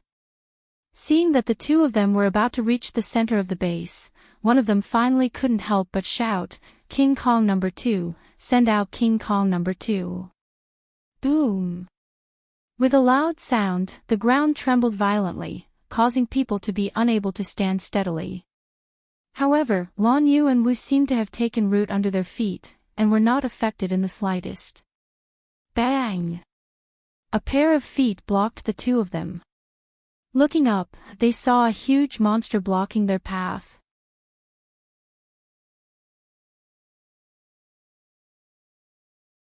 Chapter 5:13. King Kong number 2 was the upgraded version of King Kong number 1 and had been equipped with many weapon systems. A huge revolving gun was aimed at Lan Yu and Marshall. Da-da-da. The muzzle of the gun turned, and the bullets poured out like water, shooting toward the two people. The moment the gun turned, the two of them jumped to the side. Lan Yu leaped and jumped onto warrior number 2's arm. The bullets couldn't hurt her at all. King Kong number 2 turned its head and stared at the enemy on its arm. With a caw sound, a black cannon barrel suddenly appeared on its shoulder. Boom! A cannonball shot towards Lan Yu. Lan Yu's figure was like a willow catkin as she lightly dodged and floated onto King Kong number 2's shoulder. A pair of slender hands grabbed onto the cannon barrel. Bang! The cannon barrel was directly pulled away. With a flash of light, the cannon barrel in Lan Yu's hand was like a crutch as it ruthlessly smashed towards King Kong number 2's head. King Kong number 2's huge head tilted and sparks flew everywhere. Its huge body swayed and almost fell backwards. King Kong number 2's fighting strength was originally not limited to this, but because this space was not big, it was restricted. Lan Yu was originally strong and relied on her nimble movements, which was why King Kong number 2 was so passive. Lan Yu's face was calm, but the calmer it was, the more terrifying it was. Hand over Tang Zheng or I'll tear this big guy apart. Lan Yu said. Tang Zheng is already dead. If you want to find him, go to the underworld. Someone shouted. Lan Yu's expression finally changed when she heard this. She gradually became gloomy, as if a layer of frost had formed on the surface of a calm lake. You guys killed him. Yes. To go against the dragon group, you will die without a burial ground. You dare to kill him. Lan Yu's brows gradually revealed a killing intent that was as cold as a steel blade. Impossible, how could you possibly kill Tang Jing? Marshall's heart felt empty for no reason as he shouted in panic. If you don't believe it, go to the underworld and reunite with him. Then you will naturally believe it. The dragon group was aggressive. King Kong number 2, kill the two of them. Roar! Vajra number 2 let out an angry roar and got down on all fours. With a sudden swing of its body, it threw Lan Yu off. Then, it bent its front legs slightly and kicked off its hind legs, pouncing towards Lan Yu. Lan Yu didn't retreat or dodge. She slowly raised her arm. Compared to Vajra number 2's huge body, her arm was like a small stone compared to a giant rock. However, her aura was not weak in the slightest. She stood firmly in place, like a sea-stabilizing needle in the sea, unmoving. She raised her arms to her chest as Vajra number 2 pounced in front of her. In the next second, she felt as if she would be bitten into pieces by that huge mouth. Everyone's eyes were fixed on her. The members of the dragon group were delighted. This attack was definitely going to succeed. Just now, the Vidra number 1 had not unleashed its full strength, which was why it was in a passive position. Wu's heart also jumped to her throat. She really wanted to rush forward and block this attack for her master's wife, even if it meant sacrificing her own life. However, she found that her legs were no longer flexible. She turned pale with fright. It turned out that the aura that her master's wife had displayed had completely intimidated her, causing her movements to become sluggish and her muscles to stiffen. After practicing martial arts for so many years, she had only felt this kind of aura from her master. However, the aura that her master's wife had displayed was not weaker than her master's. Vidra number 2 came to a halt, just like a speeding sports car that had suddenly come to a halt. It stopped right in front of Lan Yu. What was going on? Everyone was stunned. The members of the dragon group were even more stiff. Their complacent expressions were still hanging on their faces, but their mouths were already wide open. Hey, and those with sharp eyes immediately noticed that there was a hand in front of Vidra number 2. It was a very slender hand, but in everyone's eyes, this hand was filled with endless power, causing their expressions to change. Break! Lan Yu's red lips slightly opened as she spat out a word. However, this word was earth-shattering. It was like a sudden clap of thunder, rumbling and reverberating in the air. Before everyone could understand what was going on, they saw a crack spreading from the fingertip. In the blink of an eye, Vidra number 2's metallic head was filled with cracks. Boom! With a loud explosion, this huge head exploded into pieces of metal, scattering in all directions and smashing onto the members of the dragon group. However, they were still in a daze. This was because they were already stunned. Their brains had temporarily lost the ability to think. Was this still a human? Many people were thinking about this question in their minds. However, they were quickly awakened by the sound of Vidra number 2 falling to the ground. Everyone stopped in their tracks. Although they were not far from Lan Yu, this short distance was like a natural moat that no one dared to cross. In fact, no one even dared to try to take this step. Lan Yu lifted her leg and walked towards the crowd. The other party immediately retreated to the side, fearing that they would not be able to make it in time. Marshall followed her master's wife step by step. It was like a dream, but there was a person's figure that was becoming more and more familiar in her heart. She silently muttered that she must find Tang Zheng. The two of them walked to the center of the base and passed by the huge workshop where mechas were assembled. Lan Yu did not even look at it. In the end, the two of them arrived in front of the bottomless black hole. The black hole was like a bloody mouth that devoured people, causing people to feel fear. Lan Yu stopped for a long time. Her eyes gradually dimmed.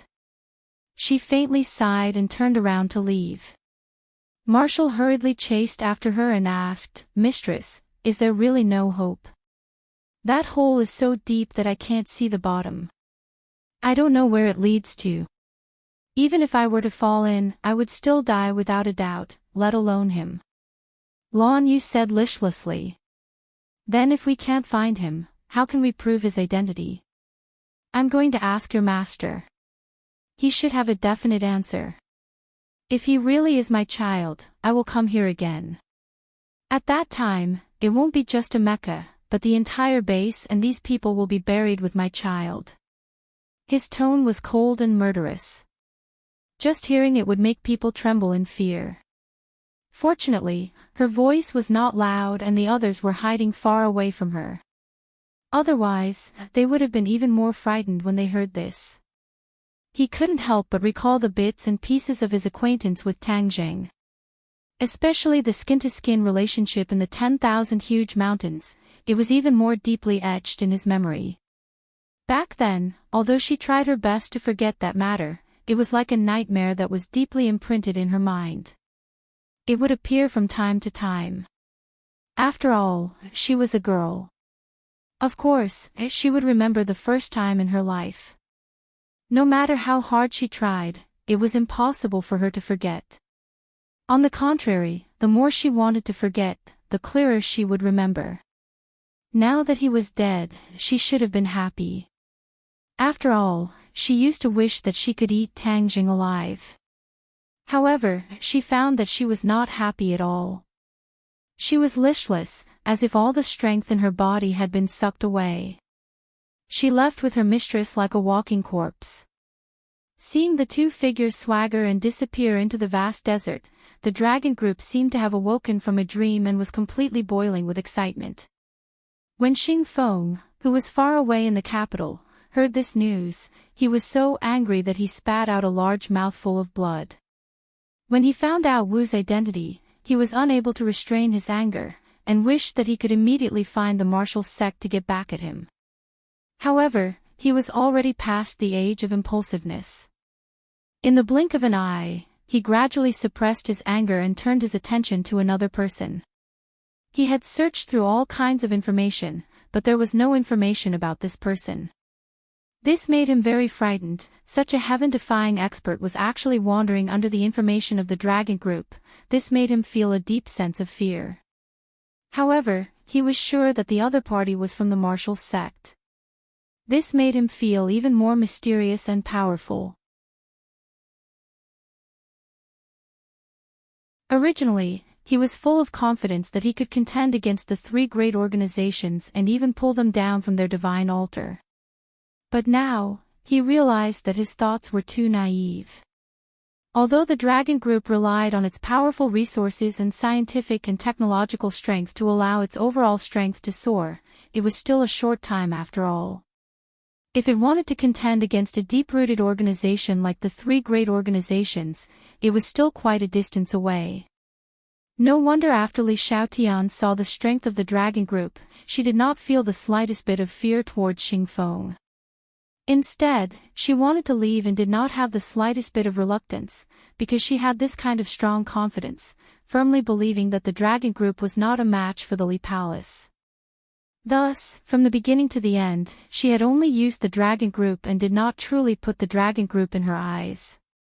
The reverence she usually showed was all an act. Xing Feng immediately felt a deep sense of powerlessness and humiliation, but this feeling did not last long before it turned into another kind of belief. He urgently hoped that the dragon group's strength would rise to another level and suppress the three great organizations. He wanted this proud, mysterious organization to be ruthlessly trampled by him and trampled under his feet. As soon as possible, increase the fighting strength of the other Vajra. Xing Feng gave the order. Furthermore, immediately carry out repairs to the base and increase the security. We absolutely cannot let outsiders take advantage of this opportunity.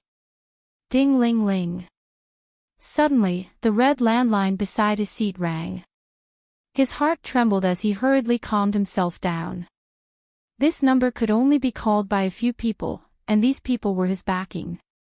However, just as he placed the phone beside his ear and listened to a few words, his face became extremely gloomy as he said in fear and trepidation, "Tang Zhang is indeed dead," but the life-continuing pill did not completely follow him. "I will make a military pledge. Within 10 days, I will definitely deliver the life-continuing pill to you." Xing Feng's voice was sonorous and powerful, with some of the aura of a soldier. However, the seductive manner in his words was incompatible, completely lowering his imposing manner. After hanging up the phone, he took a deep breath and frowned. "The higher-ups are urging me for the life-continuing pill. If I am unable to take it out, then the position of the leader of the dragon group will be in jeopardy." Suddenly, a strong sense of crisis welled up in his heart, making him realize a serious problem. Although it seemed that he had great power now and had countless elite soldiers in his hands, all of this was given to him by the people above him. As long as the higher-up said a word, all of this would be taken away and he would become a penniless fellow. "No, I must firmly grasp the dragon group in my hands so that no one can take it away from me. If those old fogies can do whatever they want, why can't I, Xing Feng, do the same? His face was ruthless as he gritted his teeth. He silently made up his mind and many different thoughts appeared in his mind.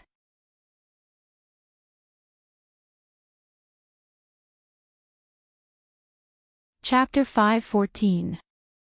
Once, twice, thrice, Tang Zheng could not remember how many times he had climbed up the wall of the cave, but every time, he would get lost. Fortunately, he had made marks along the way so that he could return the way he came. Several people stared at him with wide eyes, their eyes filled with anticipation. Tang Zheng secretly sighed and said encouragingly, "There is always a way out, we will definitely find the exit." But those people are definitely still guarding the cave entrance, aren't we just walking right into a trap? Tang Dahai's spirit had recovered quite a bit but his eyebrows were still filled with worry. "There is no one who can stop us," Tang Zheng firmly said. "Little Zheng, this time this matter is too big, you are making an enemy of the country. If you go out, where can you go? Could it be that you are going to escape abroad and live your life as an exile?" Tang Dahai worriedly said. Tang Zheng understood his grandfather's thoughts. People from the last century, especially the elderly, most of them had a pure heart and many times were even more important to the country than their own life. Tang Zheng's series of actions in the eyes of the old man could be considered treacherous, but he was worried about his grandson's feelings so he did not say it out loud. No matter what, he had to dispel his grandfather's worries. Thus, Tang Zheng was not in a hurry to taste it, but instead sat down cross-legged and said, "Grandfather, I was raised by you since I was young, how could I do such a thing? The dragon group does not represent the country, but rather it is controlled by evil people with ulterior motives, harming the innocent. What I am doing is beneficial to the country and the people." The old man was skeptical. Tang Zheng's gaze turned and stared at Kai Guibin and said, "Commander Kai, say something fair, am I really betraying the country by doing this?" Kai Guibin hesitated for a moment, then lightly shook his head. Tang Dahai was extremely moved as he asked in bewilderment, "Is that true?" He knew that Kai Guibin was a government official, so he was especially interested in his words. Kai Guibin deeply looked at Tang Zheng and said, "The government officials are not all good people, there are also parasites, and these parasites all represent their own personal interests, ignoring the country's interests. Fighting with these people is indeed beneficial to the country and the people." Immediately, Tang Dahai truly let out a sigh of relief. The heart that was originally in his throat finally returned to his stomach. Between his brows was a bit more relaxed and happy as he said with some lingering fear, "Then I can be at ease. I was just worried that little Zheng would go down the wrong path." Tang Zheng gratefully looked at Kai Guibin. Kai Guibin's expression was lonely, the corner of his mouth hung a bitter smile. He was probably the only one present who felt the most desolate. He was the second in command of the dragon group, but he had become an abandoned pawn. This feeling of abandonment made him feel at a loss. "Commander Kai, after we go out, if you are interested, I can introduce you to another place," Tang Zheng said. Kai Guibin bitterly smiled, not saying anything. He did not take it seriously. "Since these holes are innumerable, no matter how we climb, we will get lost.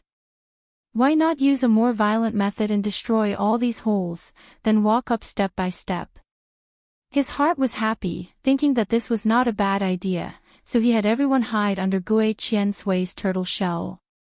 With a thought, he prepared to summon the four symbols venerables. This big guy's destruction was simply like the help of the gods. Suddenly, his eyes widened in surprise, staring blankly at the four symbols venerables that were left in the Sumra bag and were connected to each other, but he was completely unable to summon the four symbols venerables, as if there was an invisible force suppressing them, not letting them come out. What was going on? Tang Zheng had never encountered this kind of situation, it was simply inconceivable. Could it be that there was a problem with the Sumra bag? But just as he took out the food from the summer bag, he hurriedly tried to take out the food. With a thought, the food appeared in his hands without any problems. Strange, only the 4 symbols venerables were affected. Why was it like this? He hurriedly voiced his doubts, and the others also found it inconceivable.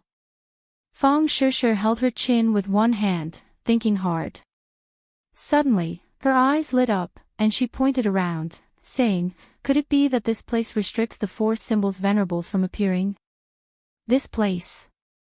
I don't feel anything special about this place." Tang Zhang said suspiciously. He did not feel the fluctuations of a formation here, which meant that this place was the same as any other place. There was no power that could restrain the 4 symbols venerables. Tang Zhang, you're wrong, this place is definitely not simple. Have you ever seen any landform like this? Fang Shishir persisted in her opinion. Her words enlightened him, and Tang Zhang suddenly realized. That's right, he had only been focused on finding the way out, and had overlooked the uniqueness of this landform. It was impossible for this kind of situation to occur in a natural landform. There might really be a way out among all these holes. Just now, I went to quite a few forks, and I found that the deepest part was magma, and only the bottom of that hole had a clear spring. This is something worth investigating. He finally realized that he had overlooked an extremely serious problem, and hurriedly took out the seed. The green light swam around the surface of the seed, mysterious and beautiful. Everyone's attention was immediately drawn over, and they gathered together to carefully examine the seed. When they heard Tang Zhang's description, they felt even more amazed. This seed is definitely not simple, but what kind of seed is it? Kai Guibin muttered to himself. Captain Kai, I have a question.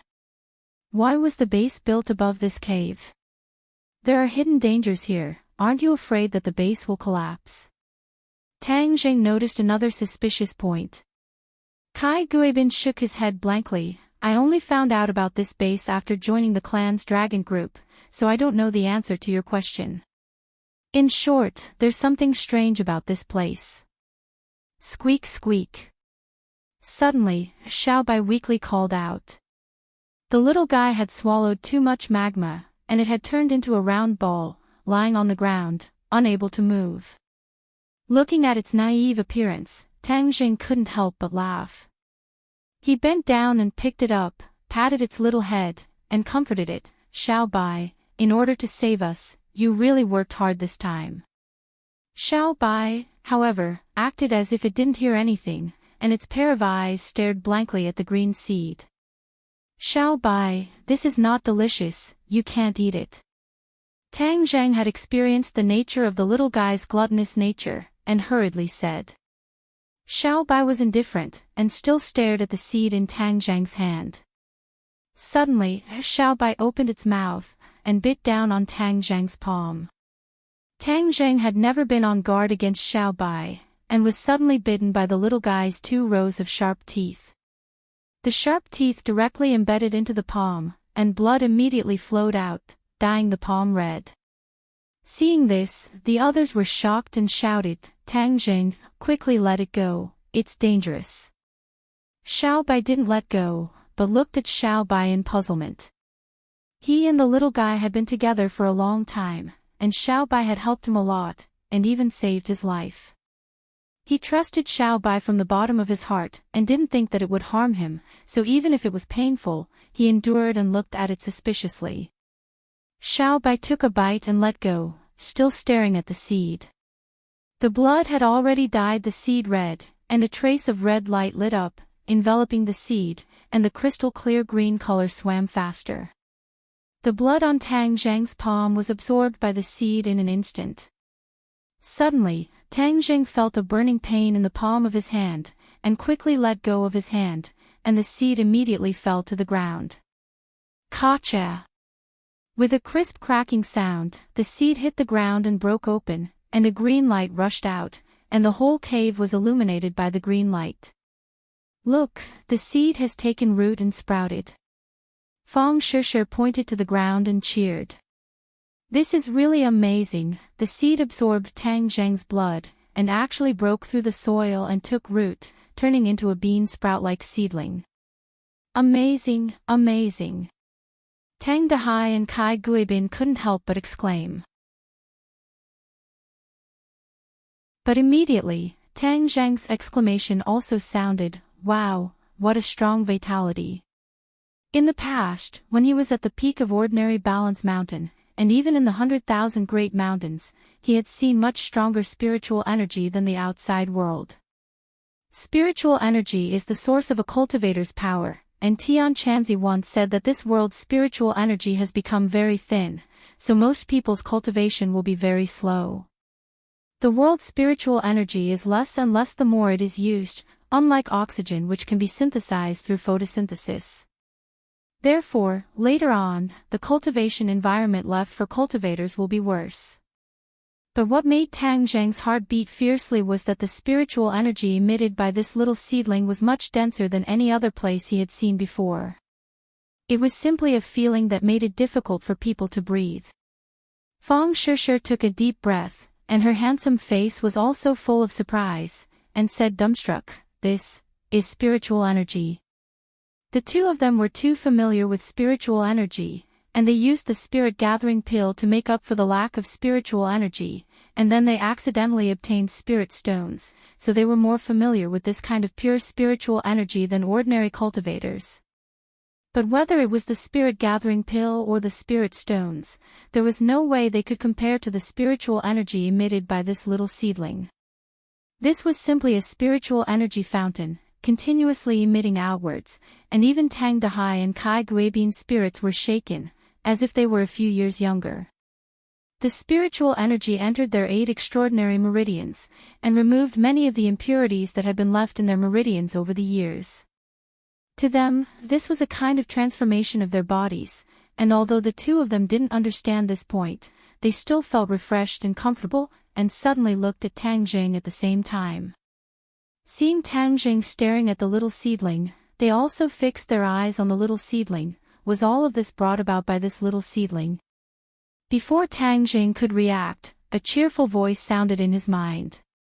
"Master, what a strong spiritual energy, Ling is too happy." This was naturally the 300-year-old ginseng, Ling At that time, she said that she would soon transform into a human, so Tang Zheng put her in his summer pouch, but he didn't expect that this strong spiritual energy would penetrate the summer pouch, and even Ling absorbed it. Ling laughter was like a burst of silver bells, crisp and pleasant to listen to.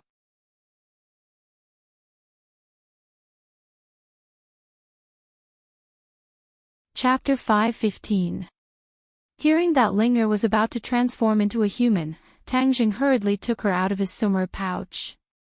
In the flower pot, Ling was shining brightly, emitting a light green light. When the others heard that the ginseng was about to transform, they were all moved and stared at her. Hua hua hua. Ling's branches and leaves swayed back and forth, emitting a pleasing sound like a silver bell. Ling's giggles rang out incessantly, making people involuntarily feel her joy. Whoosh! The spirit energy emitted by the sapling was quickly absorbed by Ling. The branches and leaves were full of green, tender and beautiful, and the light green light became brighter and brighter. Finally, with a flash of light, the cave was completely enveloped by the green light, so bright that people subconsciously closed their eyes. When they opened their eyes, everyone was dumbstruck. A charming person stood in front of them, wearing a long green dress. Her long hair fluttered in the wind, and her skin was whiter than snow. She was full of spirit energy from head to toe. "You are Ling." Tang Zheng calmed down a little. He did not think that Ling would be so beautiful after transforming into a human. Ling delicately nodded, and directly hugged Tang Zheng's arm, happily saying, "Master, I am Ling." A pair of towering breasts rubbed against Tang Zheng's arm, making people restless. Tang Zheng dryly coughed twice, and without leaving a trace, pulled his hand out of her chest and said, "Ling, congratulations.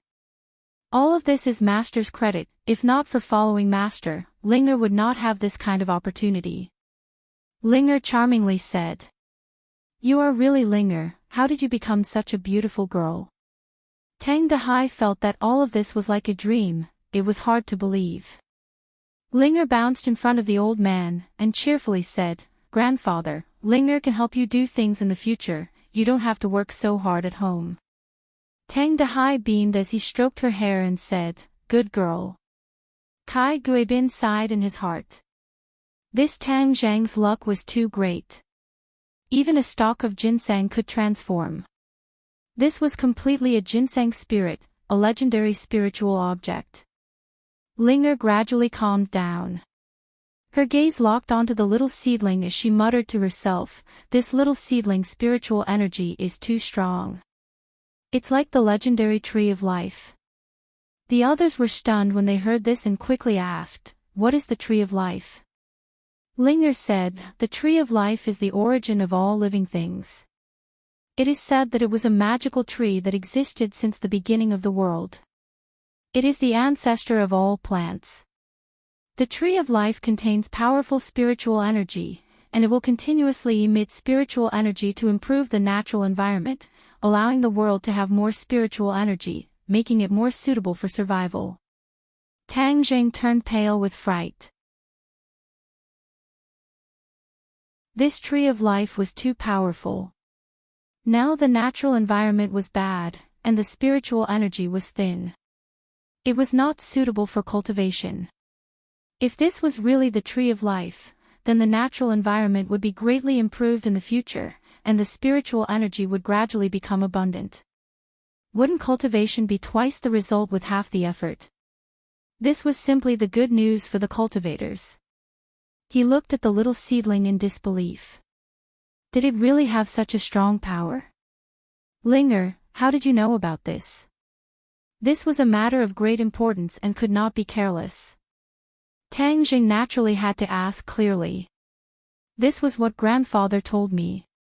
Grandfather said that our ancestor was the tree of life. The tree of life had disappeared for many years, so the spiritual energy was getting thinner and thinner. Linger replied. Grandfather said that the tree of life was a towering tree with luxuriant leaves. I wonder when this little seedling will grow to such a size. As the voice fell, the two leaves of the little seedling swayed. A green light soared into the sky and extended towards the cave above. Several people subconsciously retreated. They were shocked by this scene. But the transformation of the little seedling did not end there. The little seedling rapidly grew and instantly became as thick as a bucket. The leaves also became very huge and crazily rushed towards the cave above. Furthermore, it was still growing. It wouldn't take long before it would fill up the entire cave. Everyone would be crushed to pieces by the terrifying roots. Climb up the tree trunk, quick. Tang Zhang's eyes were sharp and his hands were fast. He carried his grandfather up the tree trunk, and the others also jumped up. Xiao Bai and Gue Qiansui also lied on the tree trunk, and along with the growth of the tree trunk, they quickly rushed up.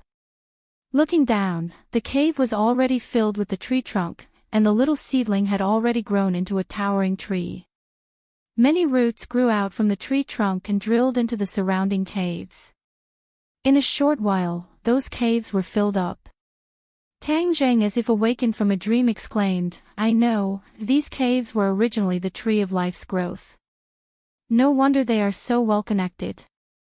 This must be caused by the growth of the roots of the tree of life.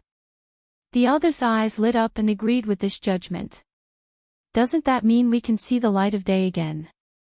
Fong Shishir was overjoyed. We are on the main trunk. Don't fall down. The tree of life will definitely break out of the ground. At that time, we will be out of trouble. Tang Jing reminded. Everyone's spirit was greatly lifted. They tightly grasped the tree trunk and quickly rushed up. Fortunately, Tang Dehai had already experienced everything before.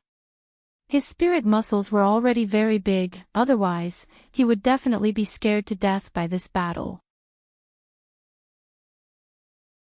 The tree trunk exuded a faint green light, dispelling the darkness along the way, allowing people to clearly see the roots spreading out from the trunk, making its roots incomparably solid in the cave. We have reached the top. Tang Zheng looked at the steel floor not far above his head and reminded, hold on tight. Tang Zheng had a hunch that the seemingly solid steel bar would not be able to stop the tree trunk. Sure enough, the sound of ripping silk rang out. With a gotcha, the steel plate was penetrated. The tree trunk went straight through, but it didn't stop there. It continued to press forward. Boom! A large hole was also pierced through the dome of the base, and the base shook violently. After long used torment, the base was already in a mess, and everyone was in a panic. Suddenly, they found that it was as if there was an earthquake, and they could not stand up. They could not help but turn pale with fright and cry out. The base was in a complete mess. Boom! Another loud sound rang out, and the tree trunk pierced through the layers of yellow sand, breaking out of the ground and arriving at the surface of the desert. Tang Zheng and the others lay on the tree trunk, and finally saw the light of day again. They were all overjoyed.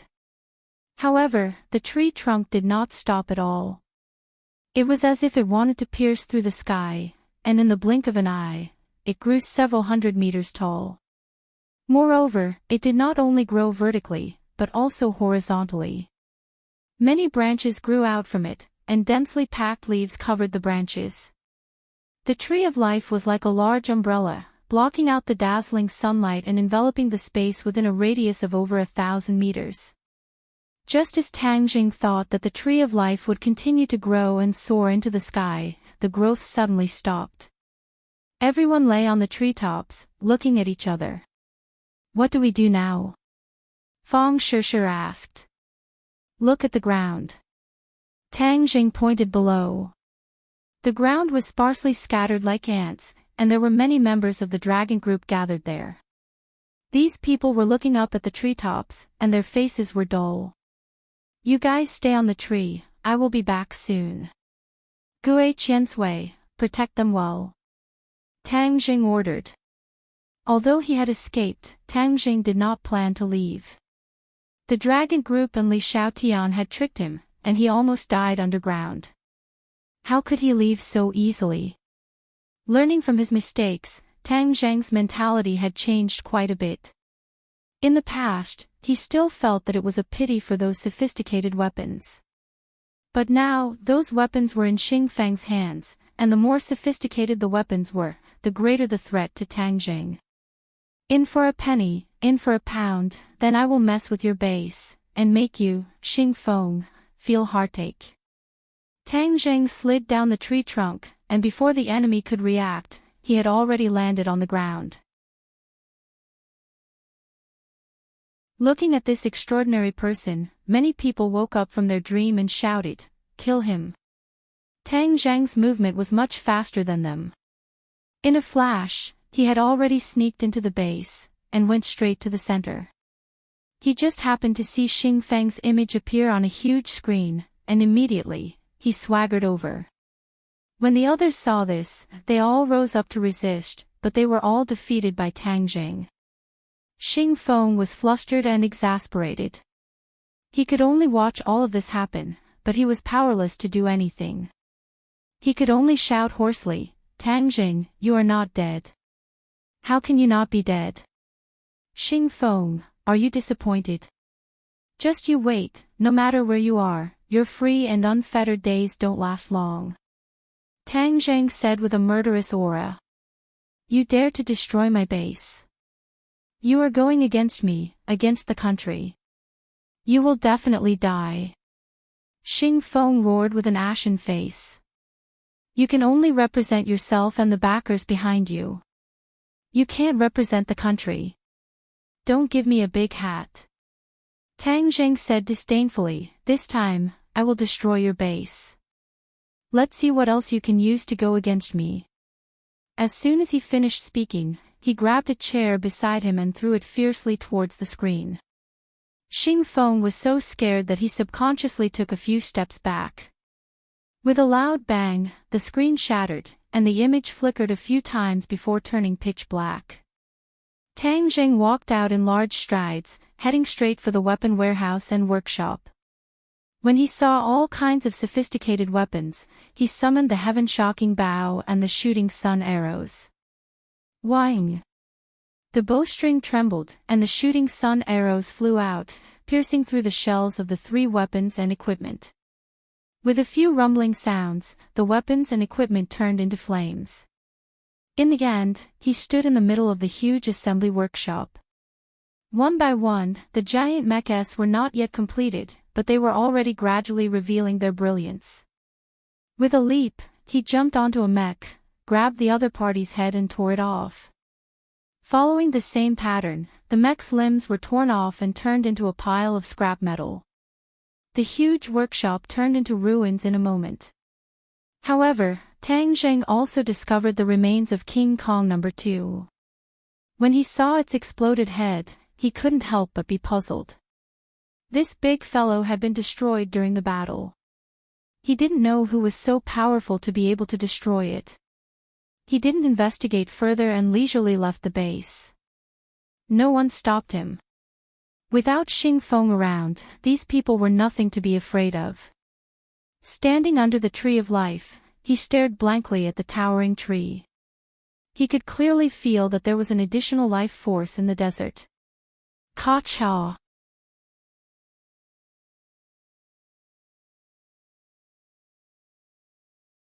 Chapter 5:16. Thunder in winter was not normal. Moreover, this bolt of lightning was thick and bright, as if it wanted to turn the tree of life into charcoal. A ball of green light rose from the top of the tree and met the lightning head-on. With a loud bang, the silver and green lights intertwined in the air. It was gorgeous and dazzling, completely overshadowing the light of the sun. Tang Zheng discovered something strange. There were no clouds in the sky, and the sky was clear for thousands of miles, so why was there lightning and thunder? How strange! Ka-cha! Ka-cha! Before he could figure out this problem, 2 bolts of lightning streaked across the sky and landed on the tree of life. These bolts of lightning seemed to have a mind of their own and would not be satisfied until they cut down this towering tree. Whoosh! The green light soared into the sky, and half of the sky was dyed green. 2 huge bolts of lightning flashed wildly, trying to break free from the green light, but found that it was futile. In the blink of an eye, the lightning disappeared.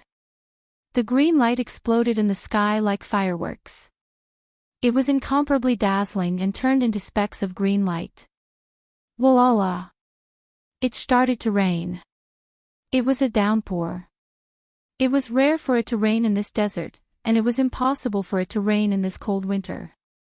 But at this moment, it was raining heavily. Moreover, the sky was bright, and there were no dark clouds at all. No one knew where the rain came from. Tang Zheng felt completely different. When the rain fell on his body, he could clearly feel traces of spiritual energy contained in the rain, slapping on his skin. Ordinary rain could not contain spiritual energy, but this rain was clearly not ordinary rain. It was formed by the explosion of the green light. The tree of life is really magical. It's really magical. Tang Zheng exclaimed. The other ordinary people did not have such sharp senses. They only saw the sudden rain in the clear sky and could not help but feel a sense of novelty. Tang Zheng did not waste this gift from the Tree of Life. He quickly circulated the ancient Clear Heaven Scroll and Dragon God's secret art. The 2 cultivation techniques immediately displayed their magical effects. 2 vortexes formed above Tang Zheng's head, and the spiritual energy between heaven and earth frantically poured into his body. Like a whale sucking in water, the spirit qi in Tang Zheng's body rapidly increased and was transformed into true qi, filling up his 8 extraordinary meridians. A golden light suddenly blossomed from his body. As the amount of spiritual energy he absorbed increased, he finally turned into a golden man. The heavy rain stopped, and so did Tang Zheng. The golden light grew thicker and thicker until it finally transformed into a small golden dragon. It shook its head and wagged its tail as it drilled into his mind and disappeared into his forehead, leaving behind a golden mark. This imprint was very faint, but upon closer inspection, one could see that it was a golden dragon head, full of dragon might. Tang Zheng was stunned. After absorbing this spiritual energy, the divine dragon art had unknowingly broken through to the second layer. The divine dragon secret art had a total of 6 levels, and it was a cultivation technique of the dragon clan. Moreover, the divine dragon secret art was very difficult to learn at the beginning. In the past, it was not easy for him to reach the first level of the divine dragon secret art. After that, the divine dragon technique did not make any progress for a long time, so he temporarily neglected this technique. However, at this moment, he actually made a breakthrough, and there was an additional golden dragon in his mind. This little dragon had 2 dragon claws, and it was awe-inspiring. It was branded on his forehead, and he wondered what was so special about it. "I'll ask the 5-clawed golden dragon when I reach the capital." He suppressed the curiosity in his heart and looked at the treetop. He waved to the others, and they quickly slid down the tree trunk. "Let's leave this place first." During this period of time, the old man had been frightened, so Tang Zheng wanted to settle him down first before going to find Xing Feng to settle the score. As for the Tree of Life's mysteries, since this tree grew here, it would not run away. He could carefully study it later. Kai Guibin was hesitant. "Captain Kai, you have already become Xing Feng's abandoned pawn. Do you still want to stay here? You should be clearer than me on what the consequences will be." Tang Zheng lightly said. Kai Guibin had been in the system for so many years, so he naturally knew what would happen if he stayed. With Xing Feng's style, he would definitely push all the blame for this failure on him. Maybe he would kill him first and report later. The dead tell no tales, and even if the higher-ups wanted to investigate, they would have no way to do so. Kai Guibin compromised and deeply looked at the devastated base. He originally thought that his career would take a big leap here, but he never thought that this place would become his Waterloo. He was disheartened. The few of them left the base, but the people of the dragon group were still in shock. Everything that happened today was completely beyond their imagination. But the miracle did not stop. The rain moistened the yellow sand, and a cool breeze blew by. Traces of green came out from the yellow sand. "Look!" Someone cried out in surprise. Everyone looked at their feet, and in a short while, the yellow sand was filled with green. Grass came out from the yellow sand, turning it into a grassland. A desert turning into a grassland, this was something that no amount of technology could do. But at this moment, it was done in an instant. If this was not a miracle, then what was? Everyone raised their heads to look at the Tree of Life. Without a doubt, this miracle was bestowed by it, and it was the credit of the rain. The Tree of Life's crown covered over 1,000 meters of space, turning the ground into a lush green. It was a stark contrast to the yellow soil of the other places, like an oasis in the desert. The people of the dragon group looked at each other. The base was destroyed, and they were like dragons without a leader. They did not know what to do. Rumble. A military transport plane flew over their heads, and parachutes bloomed in the sky like flowers. A group of people landed lightly on the ground, and the person in the lead was Suing Tian. Suing Tian stood under the tree and gave off a powerful aura. His subordinates surrounded him and looked at the people from the dragon group with vigilance. However, these people were also shocked by the miracle. Suing Tian looked at the Tree of Life, and he was speechless for a long time. Just now, he was about to return, but he suddenly saw a towering tree rise from the ground, and lightning flashed.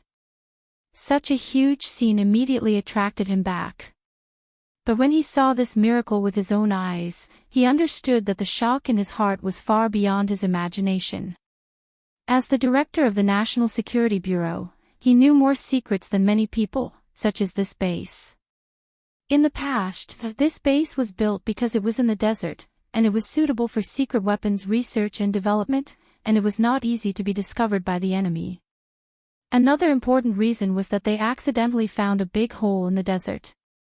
The hole was so deep that they could not see the bottom, and it was scattered, crisscrossing, and they did not know what was below the hole. The country was very clear that there were many miracles in the land of Huaxia, so they immediately began to research the hole to see if they could find anything useful. Therefore, this base settled down here, and successfully covered up the hole. However, after several generations of research, they still could not find the secret of the hole. They only knew that the hole was so deep that they could not see the bottom, and the hole was so crisscrossed that the researchers had no way to explore it. In the end, they had to give up, and the hole was sealed, and the relevant researchers withdrew. But another function of the base was retained, and that was to research secret military weapons. This country had many similar research bases, and they were scattered in every corner of the country. There were traces of these bases in the desert, lakes, and mountains, and ordinary people would not know about them.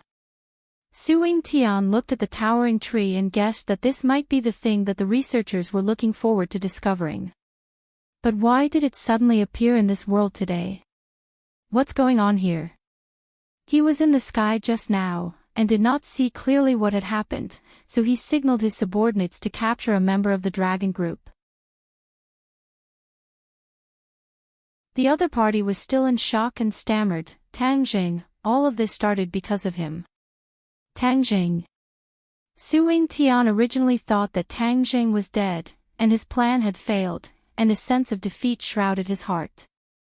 But he did not expect that he was completely wrong. Tang Jing had given him a big surprise, but what did this tree have to do with Tang Jing? Where was Tang Jing?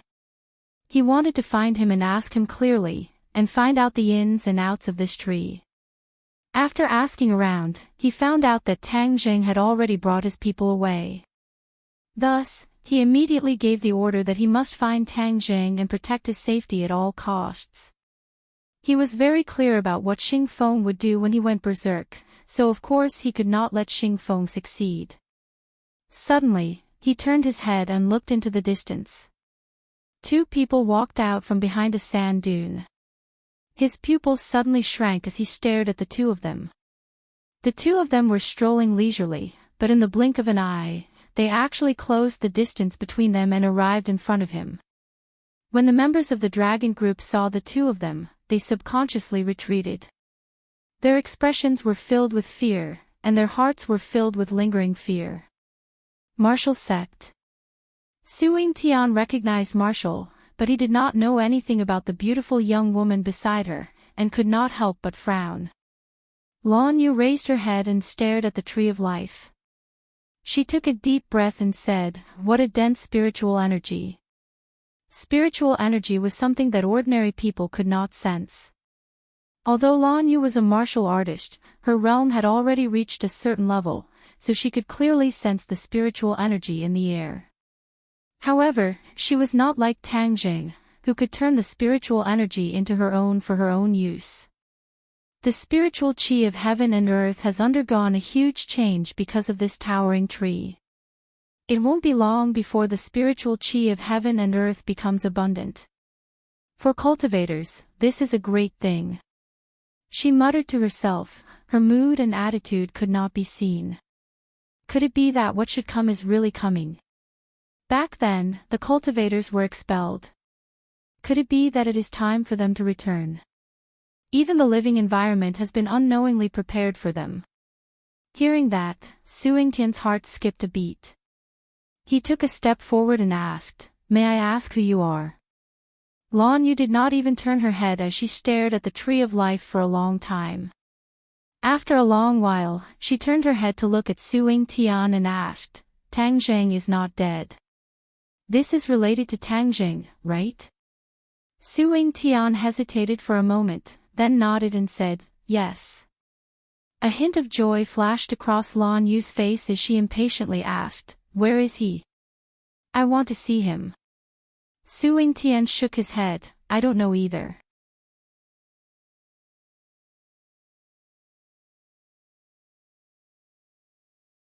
Chapter 5:17. Countless researchers rushed to the base. Looking at the Tree of Life, one could imagine the shock. The military had already listed this large desert as a military-restricted area.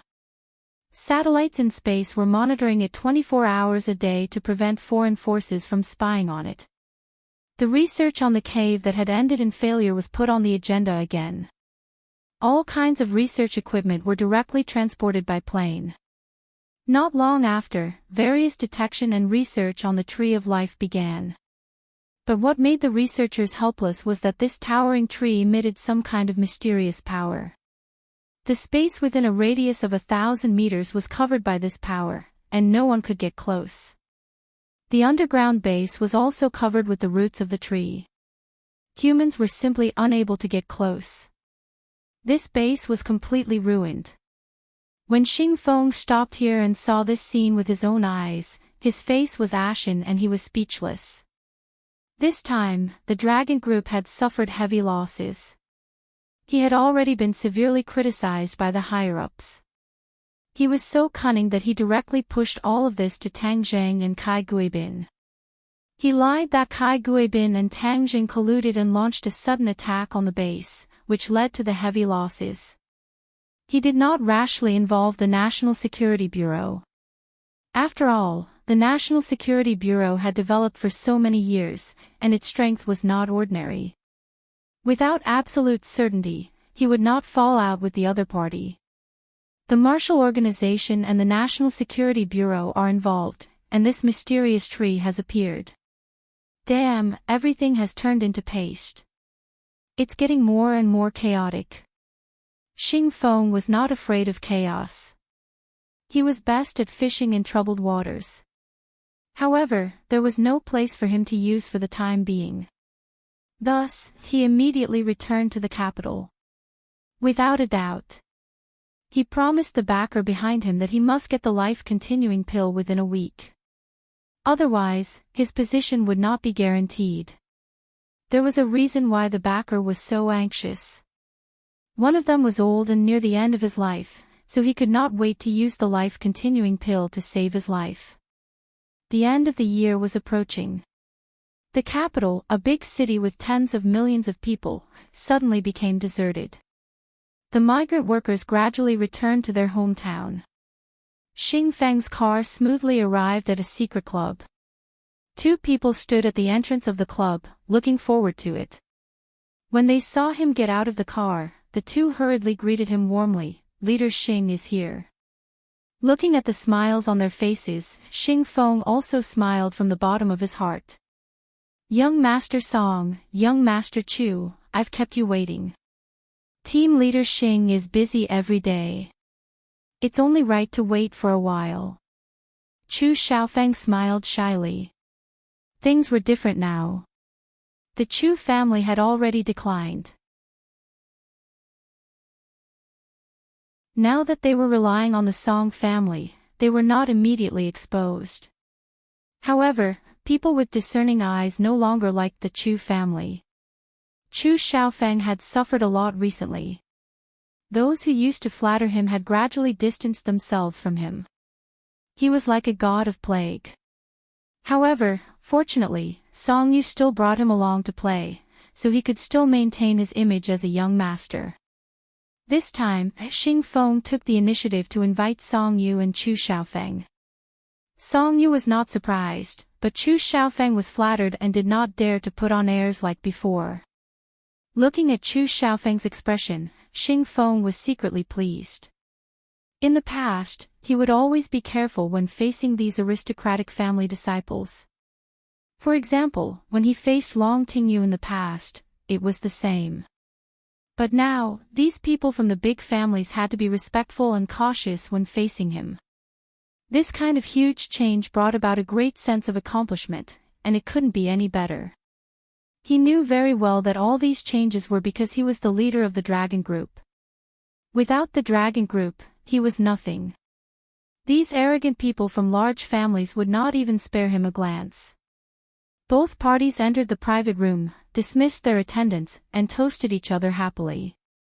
Not long after, they called each other brothers. Sigh. Suddenly, Xing Feng let out a heavy sigh. Song Yu understood the meaning of the song and asked cooperatively, "Big brother Xing's future is bright, why are you sighing?" Xing Feng smiled bitterly and shook his head. "You two brothers might not know, but recently, I've been in a terrible state because of a matter. I'm afraid I won't be able to sit in this position for long." Big brother Xing must be joking. Other than you, who else can be the leader of the dragon group? Moreover, your results are obvious to everyone. Who can snatch away your credit? Chu Xiaofeng fought for the injustice and said. You two brothers are also straightforward people, so I won't hide it from you. A while ago, the life-continuing pill appeared in the capital. I'm sure you two are very clear about it, right? Song Yu's pupils constricted slightly, revealing a hint of vigilance, but on the surface, he remained calm. Chu Xiaofeng, on the other hand, had a face full of displeasure, and said indignantly, "Isn't it just something that Tang Jing, that brat, deliberately put up for auction?" During that period of time, the Chu clan was in a terrible state and did not obtain a single life-continuing pill. The other three clans benefited, especially the Yen family, who obtained 5 life-continuing pills. That's right, it's the life-continuing pill that Tang Jing created. I don't know where this brat got his luck from, but he actually managed to create such a heaven-defying pill. It's said that the effects are pretty good. The people above want this thing, so this mission naturally fell on my shoulders. Oh, then let's go find that brat. I don't believe he won't give it to us. Chu Xiaofeng said as a matter of fact. Song Yu rolled her eyes at Chu Xiaofeng, feeling a bit embarrassed. During this period of time, Chu Xiaofeng only cared about eating, drinking, and playing. He did not care about anything else and did not even know about the struggle between Tang Zhang and the dragon group. Only then would he say such an amateur's words. Xing Feng's heart also flashed with disdain, thinking that this Chu Xiaofeng was a hopeless fool. Now that his clan was in decline, he was even less useful. He turned his head to look at Song Yu. Song Yu understood and said, "That day, my family also obtained 2 life-continuing pills, but they were already used by my father and father. Otherwise, I would have given them to Big Brother Xing." This was purely a perfunctory speech. Of the 2 life-continuing pills that he had won, there was actually 1 left. One of them had entered the stomach of the Song family's patriarch, and the remaining one was a life-saving item, so it was closely guarded. Of course, this truth could not be told to anyone. Xing Feng did not look into the truth of his words and only pretended to be moved as he said, "If other people were as reasonable as little brother, then I would not be in such a terrible situation. To tell you 2 little brothers the truth, this Tang Zhang is a slippery loach. Wanting to force him to hand over the life-continuing pills is not an easy matter." That day, the one who obtained the most life-continuing pills was the Yen family. However, the Yen family was not as reasonable as the Song family had. They purposely kept the life-continuing pills for themselves and did not hand them over.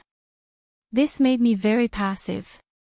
Song Yu's heart was filled with disdain, thinking that only an idiot would hand over such a miraculous pill. However, on the surface, she pretended to be angry and said, "The Yen family has always been arrogant. They don't even put our other clans in their eyes, but they actually dared to treat Big Brother Xing like this. They must have eaten the heart of a leopard and should be severely punished." Song Yu also understood the meaning behind Xing Feng's words. This fellow was clearly afraid of dealing with the Yen family alone. He wanted to rope in the Song and Chu families to deal with the Yen family. This way, their chances of success would be greater. The corners of Xing Feng's mouth curled up into a smile. It was easy to talk to smart people, and he knew that Song Yu had already guessed his thoughts. Thus, he no longer hesitated and went straight to the point. The Yen family is a big family, and they run amok. This kind of family should be eliminated. On the other hand, the Song family and the Chu family, who are so righteous, should become stronger. I think so too, but the Yen family is powerful after all, and it won't be easy for us to shake his position.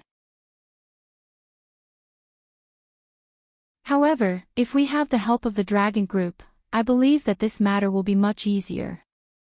The other party finally revealed his foxtail, and Song Yu continued to speak as if he was beating a snake on a stick.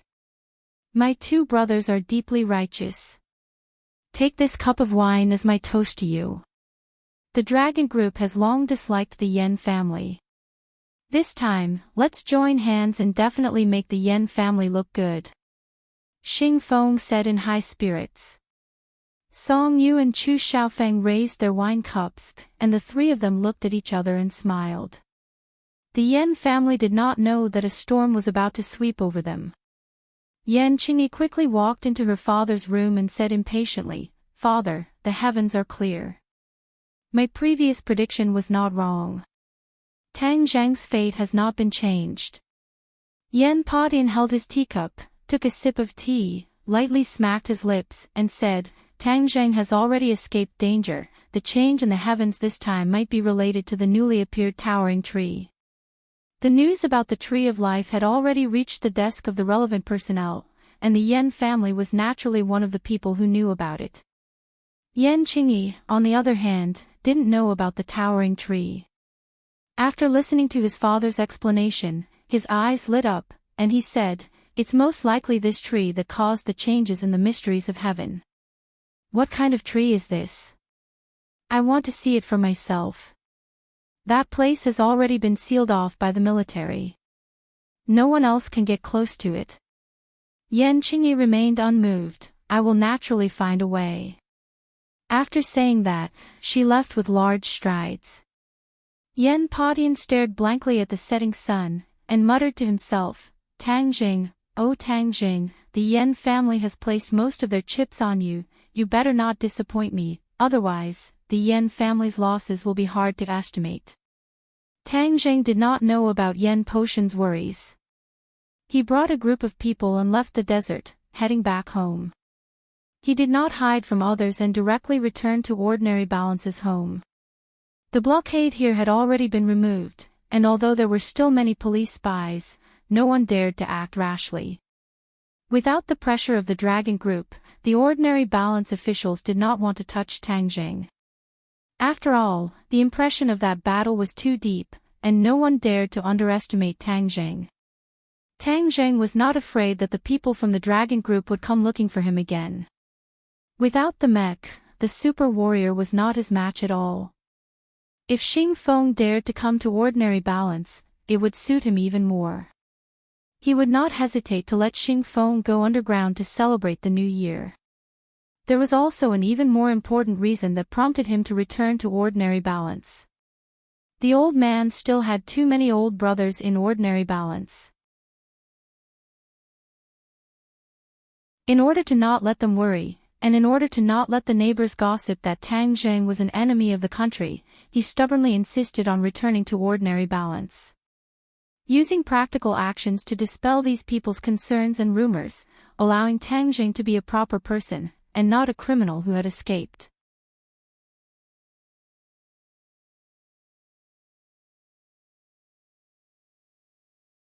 Chapter 5:18.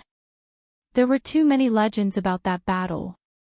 Tang Zheng's name, which was not particularly well known among the general public, had become well known in Ordinary Balance after word of mouth had spread.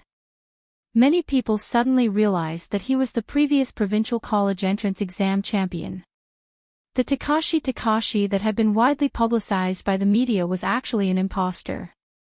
In addition, the fact that Tang Jing had won the martial arts conference championship made many people's blood boil.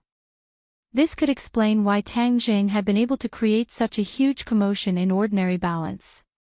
The lighting that night was not good, so many people still did not see the mecha and the four symbols venerable. They only knew that Tang Jing had gotten into a fierce conflict with someone very powerful. Of course, the residents that night had seen these two big guys, but when they said it, it was taken as an exaggeration. No one believed it. All in all, the details of that night's events had only spread to a small area. The general public only knew that Ordinary Balance had produced a very impressive young man, Tang Zheng. It was said that he had gone against the authorities. Many people did not think that there was anything wrong with him. Instead, they felt that he had the style of a chivalrous hero from ancient times, daring to risk universal condemnation.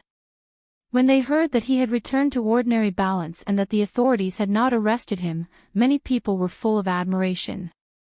They all wanted to pay homage to this modern chivalrous hero. The entrance to the Upper Wind and Upper Water residential area was blocked by many people, but the security guards at the entrance were determined not to let them pass. Speaking of Upper Wind and Upper Water, this real estate development company had also suffered a lot. Last time, Tang Zheng had gone on a killing spree, turning this place into a living hell. It had really frightened many residents. Since then, many people had moved out of the residential area, and no one dared to buy a house here. Today, when they heard that this killing god had returned, the people in the real estate company were even more restless. They were deeply afraid that Tang Zheng would put on another show. If that happened, their company would really be in big trouble. Before they could sit down, a guest arrived at Tang Zheng's house. Deng Maokai stood at the door, cowering. He didn't dare to look straight at Tang Zheng because he had been severely reprimanded the last time he leaked information and was almost suspended. Today, as soon as Tang Zheng returned to Ordinary Balance, he was sent by his superiors to find out what was going on. The local officials of Ordinary Balance already knew that Tang Zheng was involved in a power struggle between their superiors. Those who didn't know what was going on didn't dare to touch Tang Zheng rashly.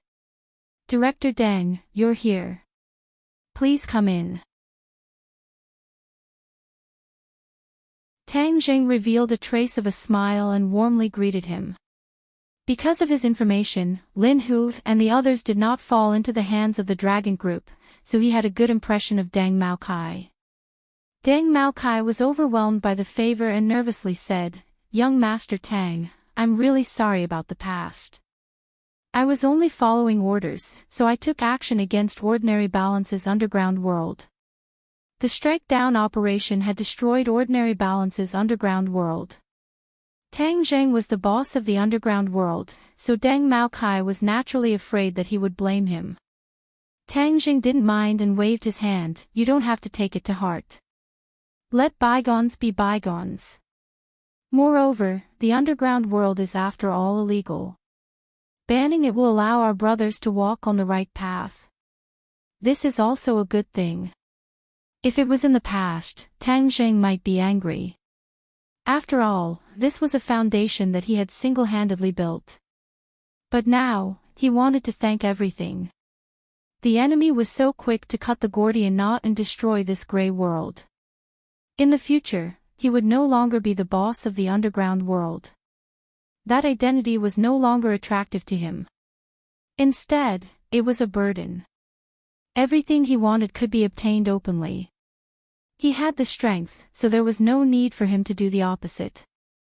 His future career was on the right path. With sufficient funds and Mu Hongyan at the helm, he was completely confident that he could establish a business empire. This was much more meaningful than being the boss of the underground world. Deng Maokai looked at him with suspicion. These words were really out of his expectations. He couldn't judge whether it was true or false.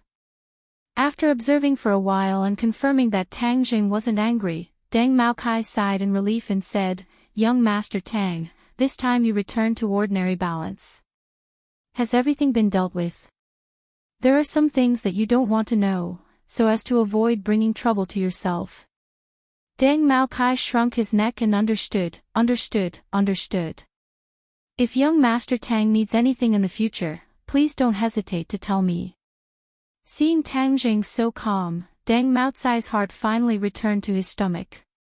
The stronger Tang Zheng was, the more benefits Deng Maokai would have. But seeing that the other party's family was reunited, he tactfully didn't disturb them and hurriedly said goodbye. "Chief Deng, there are so many people outside the neighborhood. Please deal with them. Tang Zheng didn't want to be a panda surrounded by onlookers. His principle was to keep a low profile. Okay, deal with it immediately. Deng Maokai happily returned to report and sent people to disperse the onlookers at the entrance of the neighborhood. After Chongqing City's municipal government heard Deng Maocai's report, their hearts finally relaxed. It was almost the new year. If another incident happened, they wouldn't be able to keep their official positions. Of course, Tang Zheng was like a ticking time bomb that could explode at any time. They desperately wanted Tang Zheng to leave ordinary balance, but no one dared to order him around. Kai Guibin had already left. It was said that he went home to visit his family and made an appointment with Tang Zheng to meet after the new year. Therefore, only Fang Shishir and Linger were left in Tang Zheng's house. These two beautiful girls attracted a lot of attention on their way back. Linger and Fang Shishir had an extra touch of otherworldly temperament. They were like fairies that didn't eat the food of mortals. Both of them had their own merits. Looking at the two of them, Tang Zheng had a dazzling feeling. Shishir, your parents are very worried about you. I'll send you home first. Tang Zheng said. Fang Shishir and Tang Zheng had been separated for a long time. Moreover, after experiencing this incident, it was even more difficult for them to part. She reluctantly said, I'll stay at your house first. Otherwise, what if the people from the dragon group come? I want to go through thick and thin with you. Seeing the deep longing in her eyes, Tang Zheng couldn't bear to refuse. He nodded and called her parents to inform them. Then he stayed at home. Master, where will Linger stay at night? Suddenly, Linger asked with wide eyes. She didn't feel guilty about being a third wheel. Tang Zheng slapped his head. How could he forget about Linger? This house only had 2 bedrooms. How could 4 people live in it? Fang Shishir originally wanted to whisper to Tang Zheng and do something intimate. But she suddenly realized that it was impossible. She couldn't help but feel a little dispirited. You and Shishir can live together. There was no other way. Tang Zheng could only arrange it like this. He could only temporarily ignore Fang Shishir's resentful eyes. Let's go buy daily necessities and clothes. We don't have anything at home. Fang Shishir suggested. Tang Zheng glanced at Linger's dress. This girl was unaffected by cold and heat. She was wearing a thin green dress that occasionally revealed her smooth white long legs.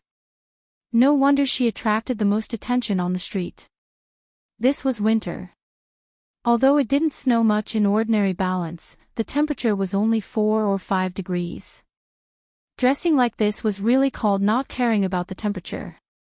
Well, let's go buy clothes. Xiao Bai, Gue Qiansui, you two stay at home and protect Grandpa. Tang Zheng took the 2 beauties to the street. Suddenly, the number of people who turned their heads skyrocketed. Fortunately, Tang Zheng had already experienced the feeling of being the center of attention. Otherwise, he would definitely feel like sitting on pins and needles. The 3 people just arrived at the entrance of a shopping mall. Suddenly, a person jumped out from the side and blocked the 3 people's path. Tang Zheng's heart trembled. He wanted to attack the other person, but found that this person's face was somewhat familiar. He seemed to have seen it somewhere before. Wow, fairy. This image, this temperament, as gentle as jade. You're definitely the star of tomorrow. Kung Fu Bro, you really give me a big surprise every time. This beautiful girl, hello, my name is Ai Mi. You can call me Sister Ai Mi, the other person spoke as if they were familiar with each other. His pair of eyes rolled around Linger's body. Looking at his sissy appearance, and a man calling himself Sister Ai Mi, Tang Zheng rolled his eyes and finally remembered who he was. In the beginning, after Tang Zheng won the martial arts convention, he was called Kung Fu Bro by the people on the internet. This sissy came to him and said that he wanted to package him into a star. Tang Zheng was not interested at all, so he ignored him. Who would have thought that this sissy would not give up and found ordinary balance? He really has perseverance. Amy looked at Linger with shining eyes. After a while, she looked at Fang Shishir and said, "This beautiful girl's temperament is also excellent. It's a different kind of beauty. She has a trace of intelligence. She will definitely become famous if she is carefully packaged." Kung Fu Bro, now I finally believe that birds of a feather flock together. The people around you are too suitable to walk the path of a star. Amy was very excited, but looked at Tang Zheng with a bit of bitterness. She sighed and said, "But, Kung Fu Bro, I have to say that you wasted your previous popularity. If you had debuted a few months ago, you would have become even more popular. But now it's not too late. With my sister Amy taking care of everything, you will definitely become popular all over the country and go to the world." Fang Shishir and Linger were confused.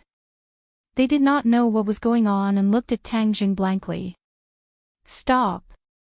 Tang Zheng did not know whether to laugh or cry.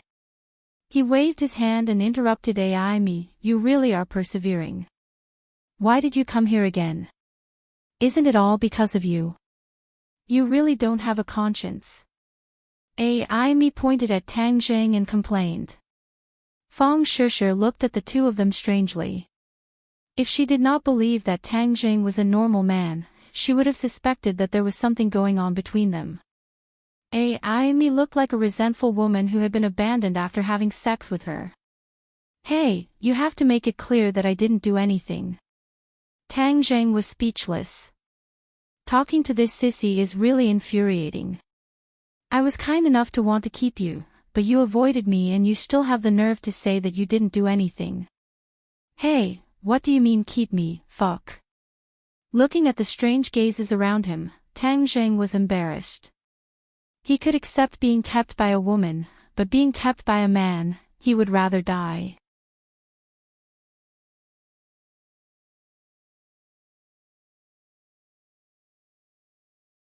Chapter 5:19. Tang Zheng didn't want to be surrounded like a panda.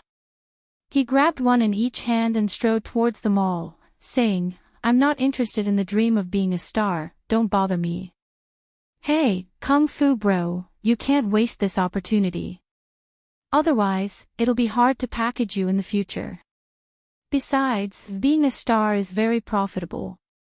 Amy hurriedly chased after him, unwilling to let the prey in her hands run away. Tang Zheng turned a deaf ear to her, but Linger turned her head to look at Amy and curiously asked, "Master, are stars the people who sing on TV?" "People who sing are a type of star," Tang Zheng casually said. Linger's eyes lit up and exclaimed, "Wow, being a star and being able to sing is really great." Amy was overjoyed when she heard this. She trotted over and said, "Beauty, your voice is very clear and has a lot of texture. It's very suitable for singing. In the future, you'll definitely be able to produce best-selling songs." "Really?" Linger asked innocently. "I promise." Amy patted her chest. Sister Amy will definitely fulfill her promise. When Tang Zheng heard this, his heart skipped a beat. Amy used to like listening to songs. Because of this, she almost scared her grandfather. Could it be that she really has a soft spot for singing? Looking at her expectant eyes, Tang Zheng stopped and asked, "Linger, do you really want to be a star?" Linger opened her eyes wide and cutely said, "If being a star can sing, then Linger wants to be one." Tang Zheng frowned. Linger had a simple heart and was inexperienced. The entertainment industry was a big vat. Linger was like a piece of delicious food. Those hungry wolves in the entertainment industry would not give up on her and would easily take advantage of her. Moreover, her identity was special. If she was not careful and her identity was exposed, then there would be even more trouble. When Linger saw Tang Jing frown, she thought that Tang Jing was angry. She hurriedly waved her hands and said in a panic, "Master, Linger is no longer a celebrity. I won't sing anymore. Master, don't be angry with Linger." As she spoke, tears welled up in her eyes, making her look extremely pitiful. Amy was shocked. This beauty actually called Kung Fu Bro master and cared so much about his attitude. What is their relationship? Moreover, it wasn't easy for him to find such a promising future star. How could he let him go? Thus, Amy hurriedly persuaded, "Kung Fu Bro, I'm sincere. I'll definitely make her popular. Linger, don't be sad. I'm not angry." Tang Jing tightly grasped Linger's hand and explained. Linger was relieved. She patted her chest and said with a smile, "Then Linger can rest assured. From now on, Linger will always be by Master's side and serve Master." These words were like the attitude of a maid without status in ancient times towards her master. Amy's eyes almost fell out of their sockets. Even though Fang Shishir knew Linger's background, seeing her so dead set on Tang Jing, she was also amazed. Beauty, people must have their own ideals and opinions. Moreover, this is a once-in-a-lifetime opportunity. Amy did not give up and persuaded. He didn't believe that there was no girl in this society who didn't want to be a star. Being rich and famous is a good thing that many people can only dream of. But it was clear that Linger broke his fixed thinking again and again. Linger pouted and said impatiently, "I already said that I don't want to be a star. Why do you still want to persuade me? Do you really want Master to be angry with me?" "Humph, you're such a bad guy. I'm not talking to you." After saying that, she turned her head in a fit of pique as if she didn't want to see Amy's face. Amy was flabbergasted. In this modern society, there was actually someone who was so obedient to others. He felt like he had returned to the olden days. Moreover, Linger was such a beautiful girl. He thought with bad intentions, could it be that Kung Fu Bro had some unusual training methods? If that was the case, then he would really be struck by lightning. To be so ruthless to train such a fairy-like person, how heartless would he have to be? Amy had mixed feelings and was incomparably depressed. He truly understood what it meant to be defeated. In fact, he used to be a gold medal manager in the entertainment industry. It was because he once offended an entertainment tycoon that he ended up in this miserable state. He didn't have a single artist in his hands and finally found a gem like Tang Jing. However, Tang Jing had no intention of entering the entertainment industry. He originally thought that his luck would change today and he would pick up another gem, but he didn't expect to be defeated again. No, I can't be looked down upon by those people. If I miss this opportunity, I won't have a chance to make a comeback. Out of these three people, I must grab one. Amy silently made up his mind. He turned his gaze and stared at Fang Shishir. But before he could speak, Fang Shishir understood and waved her hand. "Sorry, I'm not interested in the entertainment industry." Ah! Amy really wanted to scream. "Do you still want me to live?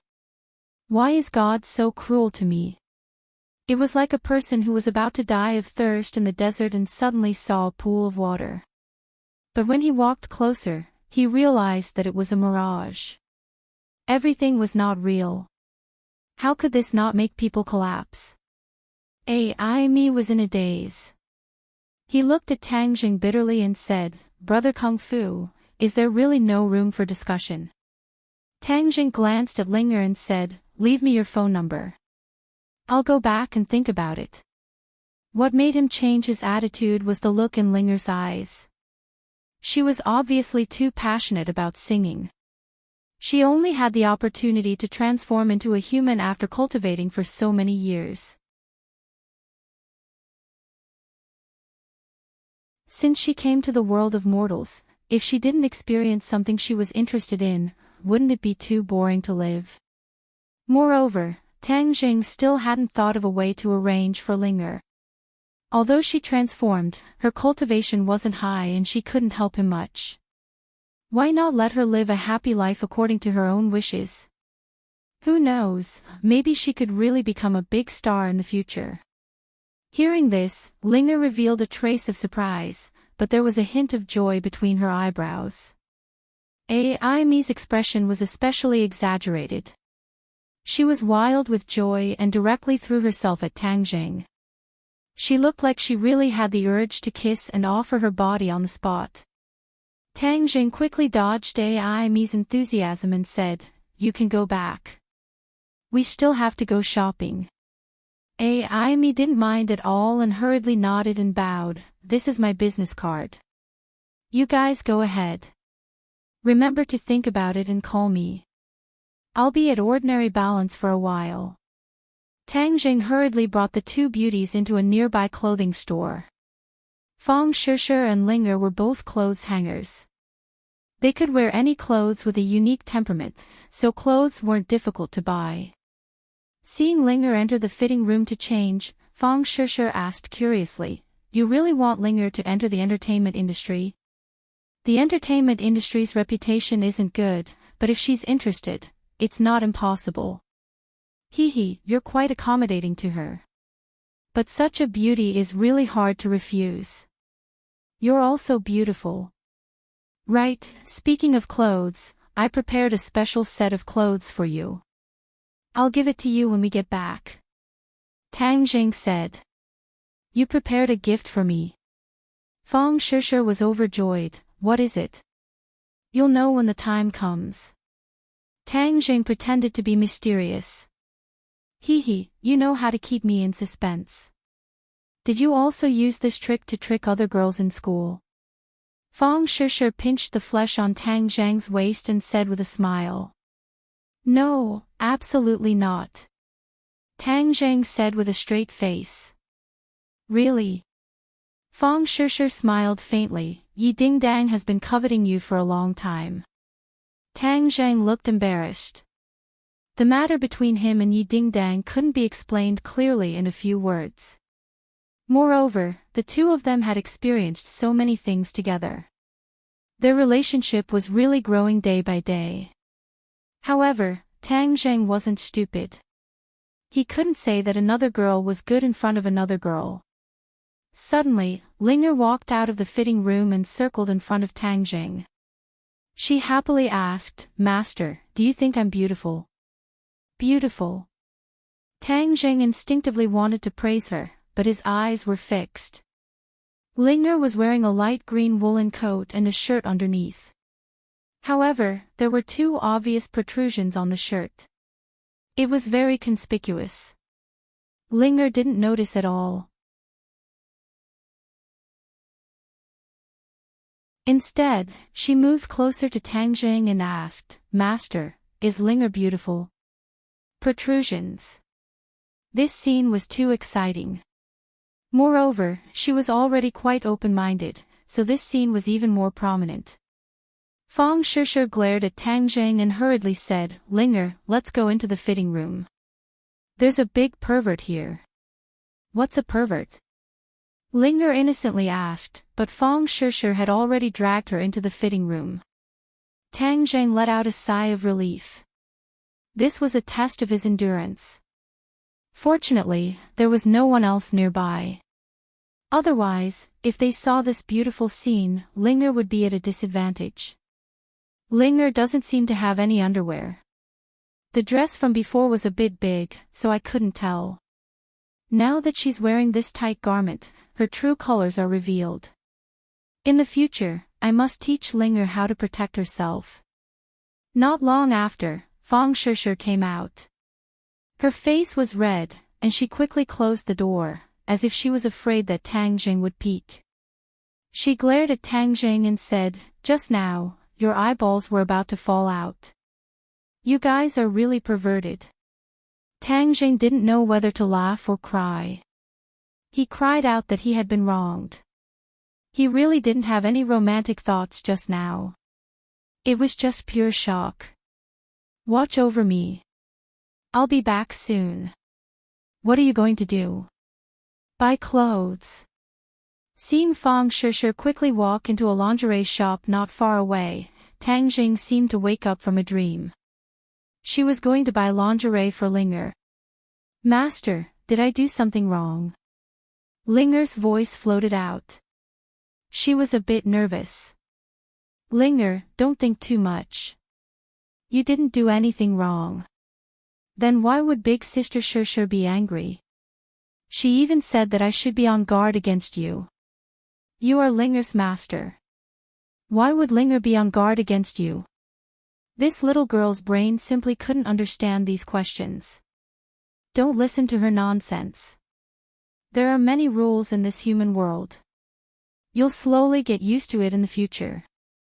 Tang Zhang said perfunctorily. Oh, Linger is very stupid.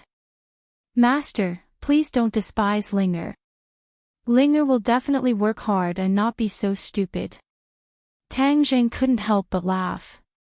Linger wasn't stupid at all. She just lacked life experience. After comforting her for a while, she finally stopped feeling uneasy. Fang Shishir also carried a bag of underwear into the fitting room. Tang Jing couldn't help but think, without trying it on herself, how could she know the size? Could it be that she measured it with her hands?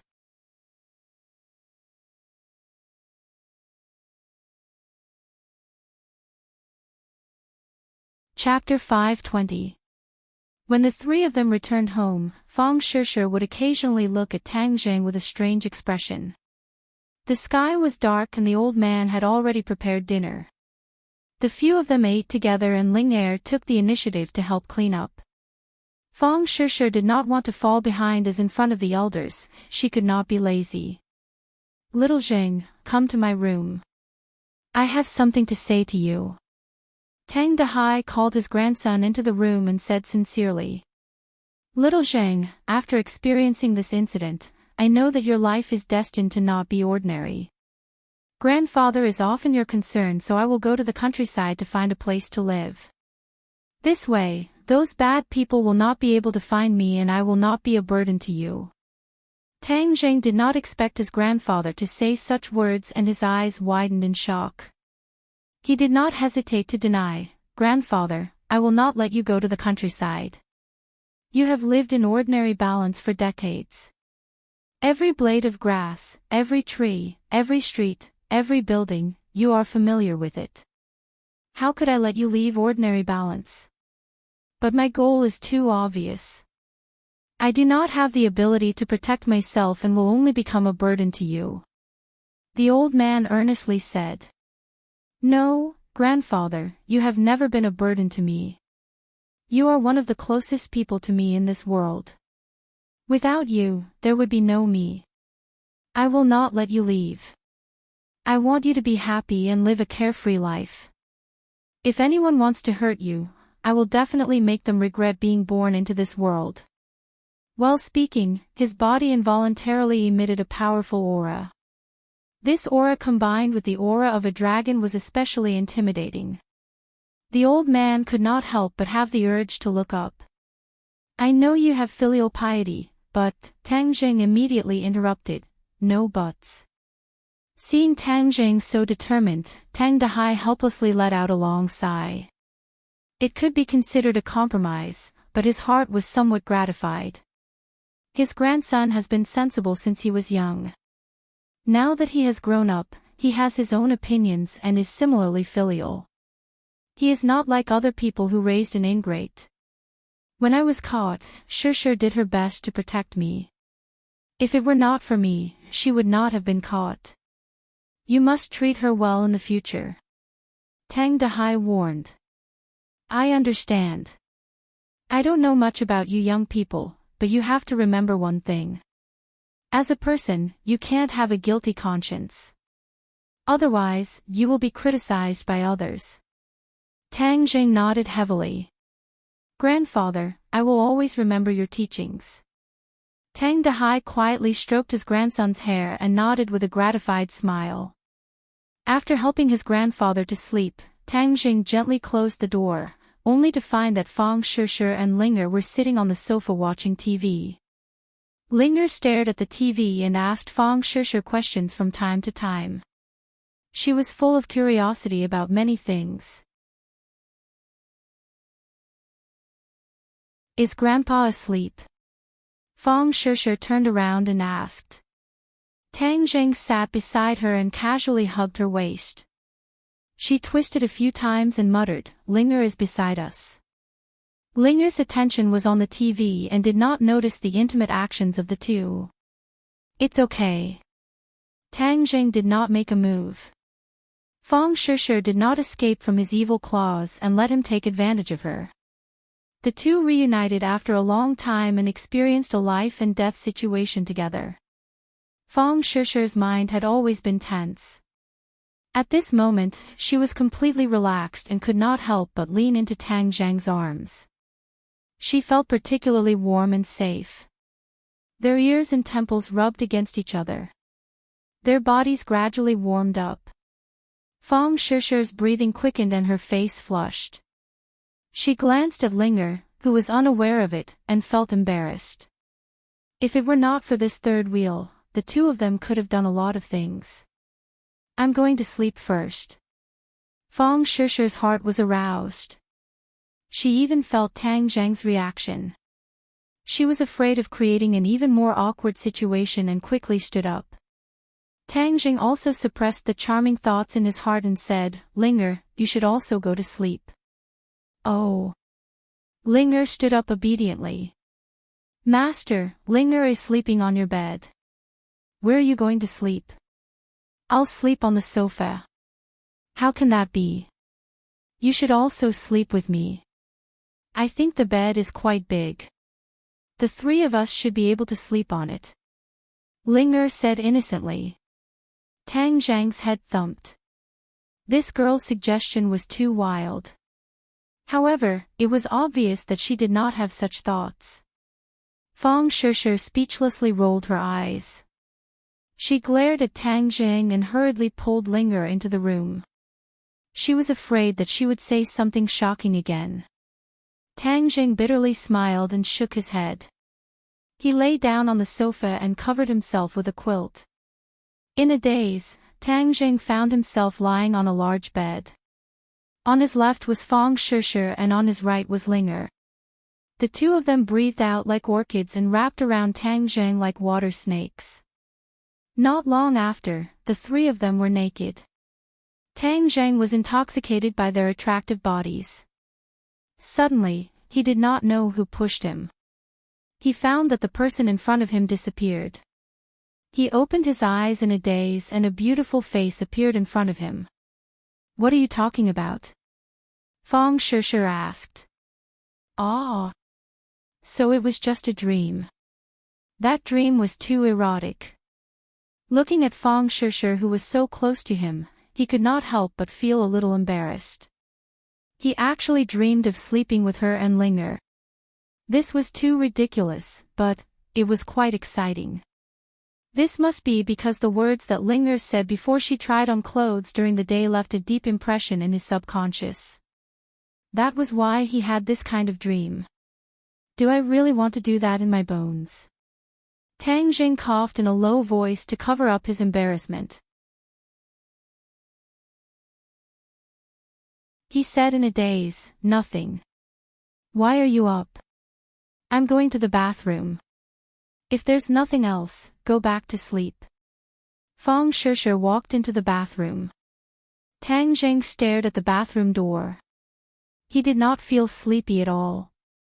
He heard the faint sound of running water and the evil fire in his heart gradually rose. He sneakily got off the sofa and walked towards the bathroom. He gently twisted the door lock. It was not locked and the door opened. Ah! What are you doing? Fong Shishir opened her mouth in surprise. Hee, I also want to go to the bathroom. Hurry up and get out. I haven't put on my pants yet. What are you afraid of? It's not like you haven't seen it before. Pervert, don't talk nonsense. Aya, what are you doing? Don't be naughty. How could he let go of a sheep that was already in his hands? Although the walls had ears, it could not stop the fiery passion of two young people. Moreover, most of the time, they were asleep. Tang Jing decided to take the risk. Not long after, there was a slight panting sound in the bathroom. You pervert, bad guy. You only know how to bully people. After a long time, Fang Shishir tiptoed out of the bathroom. Her face was flushed and her eyes were like spring water. She was extremely flirtatious. Tang Jing followed behind her with a smile on his face. However, Fang Shishir rolled her eyes at him. Seeing his proud look, she pinched his waist a few times and said coquettishly, "You're getting bolder and bolder." "It's love," Tang Jing said with a smirk. "Fortunately, we weren't found out. Otherwise, how can I face people in the future?" Fang Shishir complained. "It felt good just now. Why don't we do it again in the bathroom in the middle of the night?" "Get out, pervert." Fang Shishir suppressed her pounding heart and quickly walked into the bedroom. Tang Jing, on the other hand, was satisfied as he lay on the sofa and fell asleep. The next day, just as Tang Jing opened his eyes, there was a knock on the door. Knock, knock, knock. Tang Jing jumped up from the sofa and rushed to the door.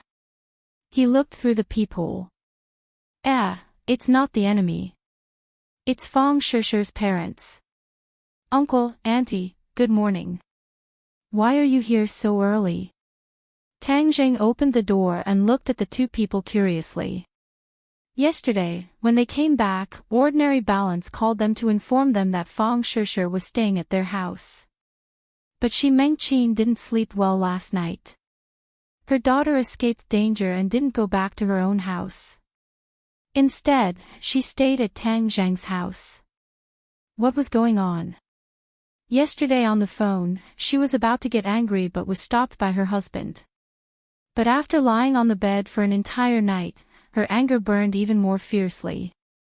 A girl who hadn't even married into the family yet was staying at the man's house. What kind of scandal was this? Although young people nowadays advocated freedom and the two of them had stayed together in the Fang family, they had already done what they should and shouldn't do. Shi Mengqin also adopted the attitude of opening one eye and closing the other. But this time was different. Fang Shishir stayed at Tang Zhang's house overnight.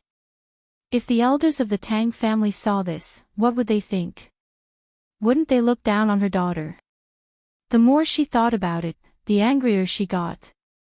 Thus, she ran over early in the morning to denounce them. "Where is my daughter?" Shi Mengqin curiously asked. "She's still sleeping. I'll go call her." "Uncle, Auntie, come in and sit." Tang Jing politely greeted. Fang Chonghua nodded towards Tang Jing. He was more open-minded and didn't make a fuss over nothing like his wife. Moreover, when he saw Tang Jing again, he found that the other's temperament had changed a lot. Imperceptibly, there was an additional sense of dignity. This was something that shouldn't be present on a 20-year-old youth. However, thinking about Tang Zhang's experience and ability, Fang Chonghua felt relieved. This cheap son-in-law of his couldn't be measured with common sense. "I don't need you to call. I'll go see for myself."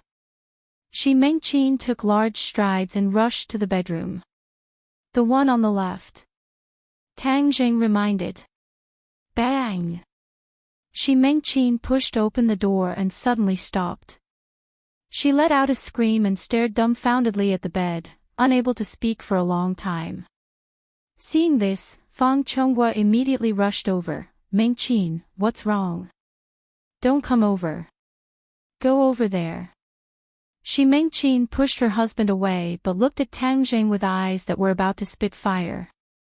She grabbed onto Tang Jing's clothes and angrily said, "Tang Jing, so you are this kind of person. You beast, you actually dared to do this kind of thing to my daughter. I'll kill you." Finished speaking, she fiercely grabbed at Tang Zhang's face. Tang Zheng was shocked. What the hell? What did I do to make her so angry? He nimbly dodged Xi Mingqing's fingers and said, Auntie, if you have something to say then say it. Just what is going on? You still have the nerve to say it. You rogue, I really misjudged you. You caused my daughter to be so miserable. Xi Mingqing bitterly complained.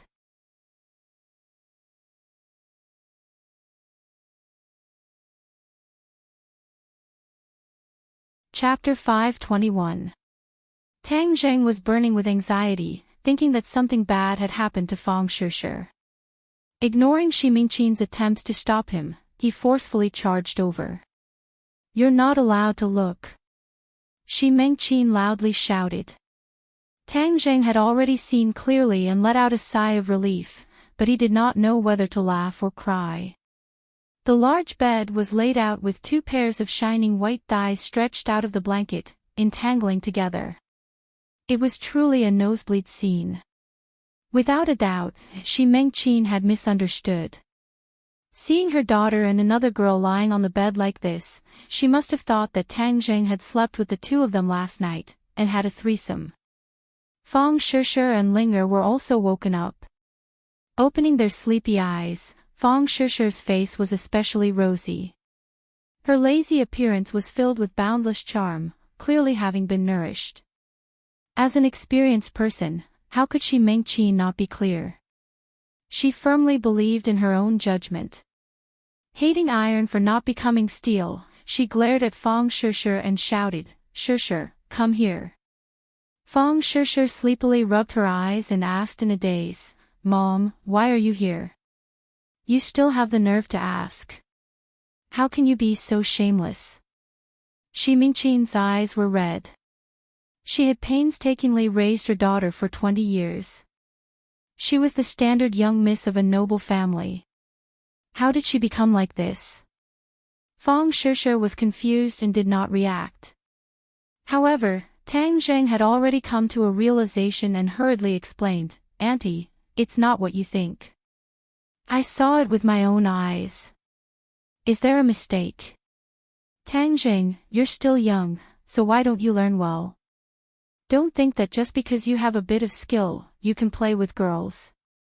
Tang Zheng did not know whether to laugh or cry. This big hat was placed on him too fiercely. How did he play with girls? Master, who is she? She's so noisy, making Linger unable to sleep. Linger squinted her eyes and acted like a spoiled child as she asked. Master. Xi Mingqing's eyes widened. Was this role-playing? Speaking of which, I'm already so old, but I've never played these games before. If this wasn't toying with a girl, then what was? The evidence was irrefutable, causing Xi Mingqing's anger to shoot up.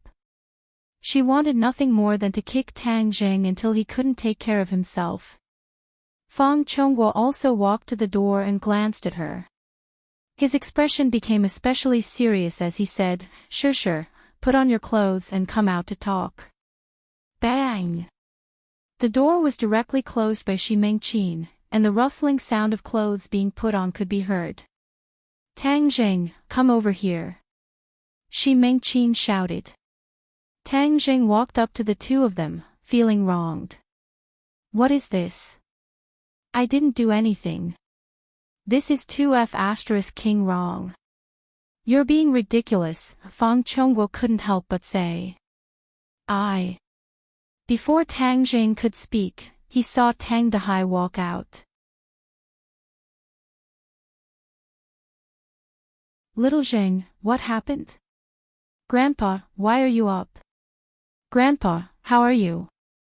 Fang Chongguo stood up and greeted Tang Dahai. Even though he was angry at Tang Zheng, he still maintained enough respect for Tang Dahai. The 2 of you are. Seeing that the other party wasn't an ordinary person, Tang Dahai couldn't help but feel a bit uneasy as he carefully asked. Xi Mingqing wanted to angrily rebuke Tang Zheng, but Tang Zheng looked at her as if he could predict the future. Her heart thumped as she felt a burst of fear, causing her to swallow her words. They are Shishir's parents. Tang Jing gently introduced. Tang Dehai was shocked. Honored guests, little Jing, what are you doing here? Hurry up and greet the guests. There isn't enough food in the house, right? I'll go buy some ingredients and cook. You guys sit down and treat it as your own home. Tang Dehai became busy. Tang Zheng wanted to persuade him, but stopped. If his grandfather left, then he would be able to explain. Otherwise, his grandfather would definitely be worried. Fang Chonghua saw through Tang Zheng's thoughts, so he didn't try to persuade him. After the old man left the house, Fang Chonggua's face sank as he solemnly said, Tang Jing, we don't object to you and Shishir dating, but you can't be so absurd. Even though my Fang family isn't a big family, we aren't a family that messes around. He hadn't finished speaking when Fang Shishir finished putting on her clothes and walked out. She pouted and said, Dad, what are you doing? She was also a smart person, so she finally understood why her parents were so angry. Seeing that Tang Zheng was wrongly accused, her heart ached. Shishir, don't interrupt. Listen to your father. Shi Mengqin said. You guys listen to me. You all misunderstood. It's not what you think. Fang Shishir anxiously explained. We saw it with our own eyes. How can we misunderstand? You don't have to cover for him. Fang Shishir angrily stomped her foot, her face flushed red as she said, Why don't you guys believe your daughter? You really are infuriating. Tang Zheng let out a long breath and said, Uncle, Auntie, I know what you guys are thinking. You guys really misunderstood. Look at the sofa. Last night I slept here alone. The two looked towards the sofa and the blanket. There were indeed traces of someone sleeping here. In the previous situation, the two had overlooked this point. You guys really didn't sleep together? Shi Mengqin doubtfully asked. Mom, what are you saying? How could we be that kind of person? Fang Shishir's face turned red as she wished she could find a hole to hide in. Tang Jing awkwardly coughed. Last night didn't he have such a dirty thought? If he really did that, then he would have been caught red-handed. But who is that girl? Shi Mengqin asked again, why did she call him master? Master, Ling Er, did she do something wrong again? Just as her voice fell, Ling Er apprehensively walked out and carefully asked. This master caused Shi Mengqin's temper to rise as this title was simply too uncommon in today's society. Ling Er, you go in first. It has nothing to do with you. Oh, okay. If there's anything you need to call Ling Er, master. Ling Er looked at Tang Jing and blinked her large watery eyes before retreating back into the room as if a burden had been lifted from her shoulders. Where did he go to kidnap such a beautiful girl? Shi Mengqin could not help but admit that Ling Er was truly beautiful. Moreover, she had a spiritual aura about her. He didn't kidnap her. It's a long story, but it's not what you think it is. Fang Shishir could not explain, so she directly said. Seeing her daughter so protective of Tang Jing and that the other party was not what she thought it was, Shi Mengqin's anger gradually subsided as she said, Shishir, you returned to ordinary balance, so why didn't you go home? Why did you run over to his house? What kind of scandal is this? Isn't this just letting others poke at your backbone and gossip about you?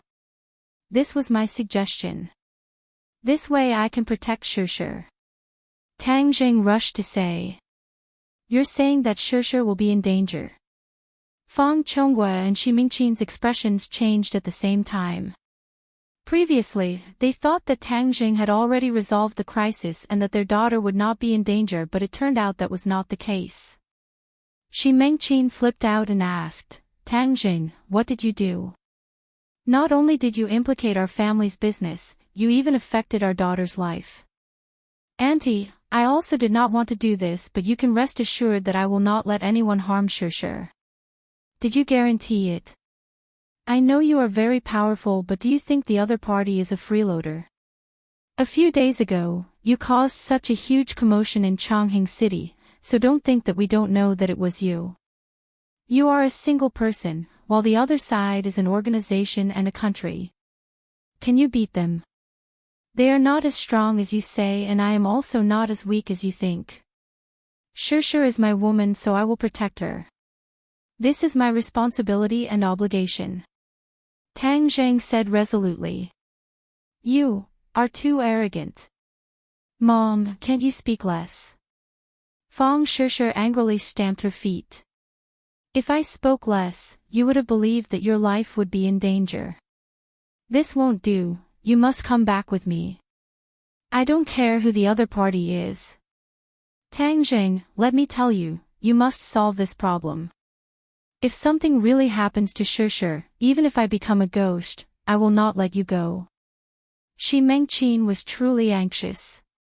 Dad, you should persuade Mom that it is not as serious as she says. Tang Zheng is very powerful and can solve this problem. Fong Shirshir anxiously said. Fong Chongguo was indifferent as he could not help but reevaluate his daughter's boyfriend. Was he really suitable for his daughter? He did not care about his own business, but what he cared about the most was his daughter's safety. If Tang Zheng really threatened his daughter's safety, then he did not mind breaking them up. Tang Zheng, we will protect our daughter. In this period of time, don't come looking for her. Wait until you have solved this problem. Fong Chongguo said in a deep voice. Dad, you can't do this. You can't break me and Tang Zheng apart. I'm not trying to break you two apart, but I'm testing his ability and sense of responsibility as a man. If a man can't protect his own woman and talk about love, then this kind of person is a coward. I, Fong Chongguo, will never marry such a coward. Fong Chongguo righteously expressed his stance. He is not a coward. He is a hero with an indomitable spirit. Fong Shirshir retorted. Then prove it to everyone. Tang Zheng was not in a rush to express his opinion as he mulled over these words. He had to admit that as a mature man, Fong Chongguo's words were not wrong. If a man cannot protect his own woman, then he was no different from a coward. Moreover, the current situation was special and he had to deal with Xing Feng, so he could not let Shirshir take the risk and travel with him. Instead, letting him stay by his parents' side was perhaps the smallest goal and would be safer. Uncle, I agree with what you said. I will prove to you that I am a man with an indomitable spirit. You can bring Shirshir back, but you must protect her. Tang Zheng said. No. Fong Shirshir immediately retorted. Shirshir, listen to me. Tang Zheng advised. I want to face the difficulties with you. Tang Zheng smiled and rubbed her hair and said, believe me, I can solve these problems. You must have confidence in me. Seeing Tang Zheng's resolute eyes, Fong Shirshir knew that he had already made up his mind. There was no point in saying anything more, so she compromised. Fong Chongguo and Shi Mengqin looked at each other and could not help but sigh. Their daughter had grown up and did not listen to them but listened to Tang Zheng. As parents, they could not help but feel a sense of helplessness. Dong dong.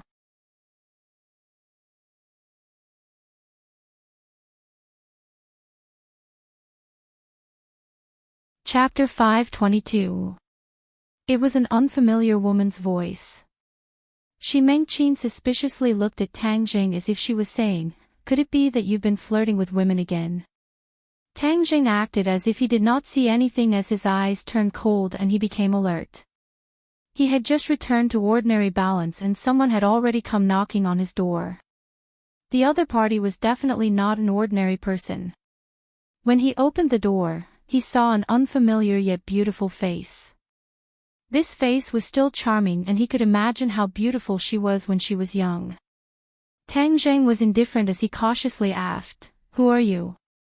When the person saw Tang Zheng, her expression immediately became excited as she stared at him and asked, you are Tang Zheng? Yes, what do you want? You have a jade pendant with the word Marshall carved on it. Can you let me see it? The other party carefully asked. Tang Zheng was shocked and said, Who exactly are you? I am. The other party was startled. I have no enmity towards you. Can you first give me the jade pendant? I'm sorry, you found the wrong person. I don't have any jade pendant. Seeing the other party's fervent gaze, Tang Zheng gradually realized something and directly refused, preparing to close the door. But a hand suddenly stretched out from behind the other party and blocked the door. Unhappily said, Tang Zheng, don't be so rude. Marshall walked out and angrily looked at Tang Zheng. When Tang Zheng saw Marshall, his expression became even more tense. Marshall, how many times have I told you that I will not go to the Marshall organization? Don't waste your time. Marshall wanted to refute, but Lan Yu took the initiative and waved his hand, indicating that it was fine. He faintly smiled and said, Tang Zheng, we have no enmity towards you. Please be at ease. I don't care if you have enmity or not. I have no relationship with you, so please do not disturb my life. With a bang, Tang Zheng fiercely closed the door. The three members of the Fong family looked at him suspiciously, especially Fong Shishir, who knew Tang Zheng better. She knew that he would never lose his temper for no reason, so she asked with concern, What's wrong? Tang Zheng reluctantly squeezed out a smile and said, It's nothing. In fact, as smart as he was, he had already guessed a few things. Wu was a proud person. He could guess who the person who made her so obedient was if he used his brain a little. She was definitely one of the upper echelons of the martial arts organization, or even the wife of the martial arts organization's sect master. In other words, she could be his biological mother. No matter who she was, Tang Zheng had no interest in her. In the past, he had this attitude in front of the sect master of the martial sect. Therefore, he had the same attitude in front of this person. Shi Mengqin rolled her eyes and bluntly said, It can't be a woman you provoked outside, right? She seems to be quite a bit older than you. Mom, what are you talking about? Fong Shishir pouted and complained anxiously. Shishir, come in with me. I have something to give you. Tang Zheng ignored Shi Mingqin's teasing and held Fong Shishir's hand as they entered the bedroom. Even Ling was invited out. Shi Mingqin and Fong Chonghua stared with wide eyes. After hesitating for a while, Shi Mingqin indignantly said, What is he trying to do? Is he trying to do something bad in front of us? Fong Chonghua's face sunk as he reprimanded, Don't talk nonsense. You are a mother. How can you talk about your own daughter like that? Just wait. Inside the bedroom, Fong Shishir curiously looked at Tang Zheng and asked, What's the matter? Tang Zheng squeezed out a smile and said, Yesterday at the mall, didn't I say that I wanted to give you a present? Did you forget? Fong Shishir happily opened her eyes wide and said, Of course I didn't forget. Could it be that there really is a present? She thought that Tang Zheng was joking, so she didn't pay much attention to it.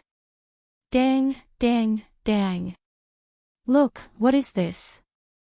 Tang Zheng waved his hand as if he was presenting a treasure. A purple ancient dress appeared in the air, quietly floating in the air. It was mysterious and alluring. What is this? It is called the Golden Jade Purple Robe. It is a defensive treasure. I accidentally bought it at an auction and it is a gift for you. Tang Zheng said as if he was asking for credit. This is too precious. Fong Shishir was incomparably surprised, but she knew that this golden jade purple robe was priceless. In reality, this golden jade purple robe was bought by Yan Luyun as a favor, so he didn't spend a single cent. Compared to you, this golden jade purple robe is worthless. You are the most important to me. Tang Zheng said emotionally. He clearly saw that Fong Shishir's eyes were covered with a layer of mist. In the future, with this golden jade purple robe to protect you, I will be more at ease. Feng Shishir was really moved. Not only because this gift was priceless, but also because Tang Jing always thought of her and missed her. This was the most important thing. Feng Shishir was unable to restrain her emotions. She threw herself into Tang Zhang's arms and took the initiative to give him a kiss. She didn't care about her parents who were just a wall away. After a long time, their lips reluctantly separated, but they still held each other tightly. Their two hearts were inseparably stuck together. "You are too good to me," Feng Shishir said infatuatedly. Tang Jing smiled and stroked her cheeks and said, "I should be good to you. You are my girlfriend. If I don't treat you well, who else should I treat well?" Although these words were ordinary, in Feng Shishir's ears, they were extremely moving words of love. Her heart was about to melt. "You are too good at sweet-talking. Which girl can resist? However, I like to hear it. In the future, you have to say it to me more." Feng Shishir's little girl mentality was triggered. "Okay, I promise you. In the future, I will say it to you more. As long as you don't think it's too corny. When we are alone, it's not corny. I like to hear it. Try it on first. It must be very beautiful." Feng Shishir gently nodded. In front of Tang Jing, she began to undress. If it was before, she would be too embarrassed to do this in broad daylight. Unless Tang Jing used force. But at this very moment, she was willing to do anything for him. Piece after piece of clothing fell. Traces of white and delicate skin were exposed to the air. It added a trace of spring to the cold winter. Her body was like a peerless work of art. When it was displayed in front of Tang Jing, it was beautiful and moving. Tang Jing stared without blinking. There was not a trace of improper thoughts in his eyes. There was only deep love. So beautiful. He praised from the bottom of his heart. Feng Shishir faintly smiled. She stuck out her chest as if she wanted him to see more clearly. Then she gently said, "Help me put it on." The golden jade purple robe was an ancient costume. It took a lot of effort to put it on. When it was properly put on, Feng Shishir's body had a trace of spiritual energy. She was like a fairy descending to the mortal world. So beautiful. Tang Jing sincerely praised, "Try to circulate your true qi and pour it into the golden jade purple robe." Feng Shishir knew that this was to activate the golden jade purple robe. She did as she was told. Traces of true qi slowly poured into the golden jade purple robe. Shwa! A purple light suddenly burst out, dyeing the entire room into a purple sea. Feng Shishir was wrapped in the purple light. She slowly flew up until she was suspended in the air. She was especially mysterious and noble, like a fairy descending to the mortal world. Not long after, the golden jade purple robe gradually disappeared from the surface of her body. The purple light disappeared. Finally, the golden jade purple robe completely disappeared. It was as if it had never appeared. Feng Shishir safely landed on the ground. She was once again naked. She could not help but look at her own body in surprise. It was still smooth and delicate, like mud and fat jade. "Where's the golden jade purple robe?" she asked, dumbfounded. Tang Jing faintly smiled, "It's already hidden on the surface of your body. You can wear other clothes as usual. It's only a layer of protection. It won't affect your daily life." "Wow, that's really too amazing. Then wouldn't I be invulnerable? Normal weapons can't hurt you. Why don't you try?" Feng Shishir picked up a pair of scissors and nervously asked, "Will there really be no problem?" Tang Jing nodded his head and gave her an encouraging look. Feng Shishir clenched her teeth and fiercely stabbed the scissors into her arm. There was no blood. The scissors stopped on the surface of her skin. No matter how hard she tried, it was as if there was an invisible barrier blocking it. Wow, it really works. Fang Shishir cheered. Tang Jing also gave a gratified smile. Fang Shishir loudly shouted and directly threw herself into Tang Zhang's embrace. Her naked body intimately came into contact with Tang Jing. Tang Zhang's head shook. He could not help but feel restless. His claws moved from her waist, preparing to attack her. Fang Shishir's face was red. She bit her lips and allowed him to take advantage of her. Dong dong. Suddenly, the door was heavily knocked on. Tang Jing, Shishir, what are you two doing in there? Hurry up and come out. Shi Mengqin saw that the two had not come out and directly came knocking on the door. Fang Shishir was like a little deer that had been caught red-handed.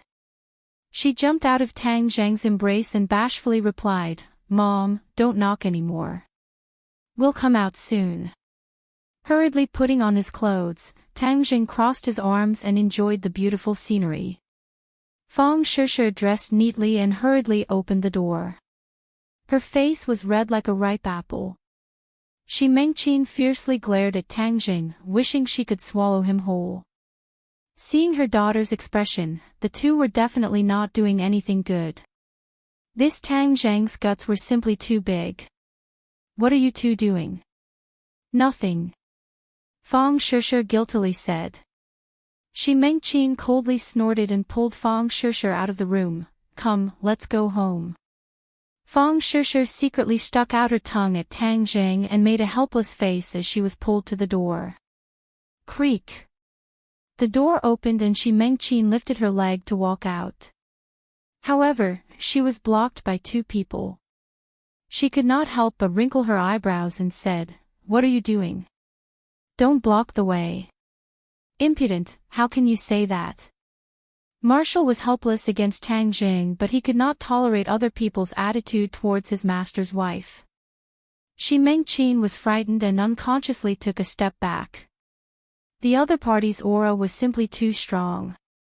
Lan Yu acted as if she did not hear anything and only stared blankly at Tang Jing. Tang Zhang's face was expressionless, but his heart was incomparably fretful. He unhappily said, "Didn't I tell you? We have nothing to talk about, so don't disturb me."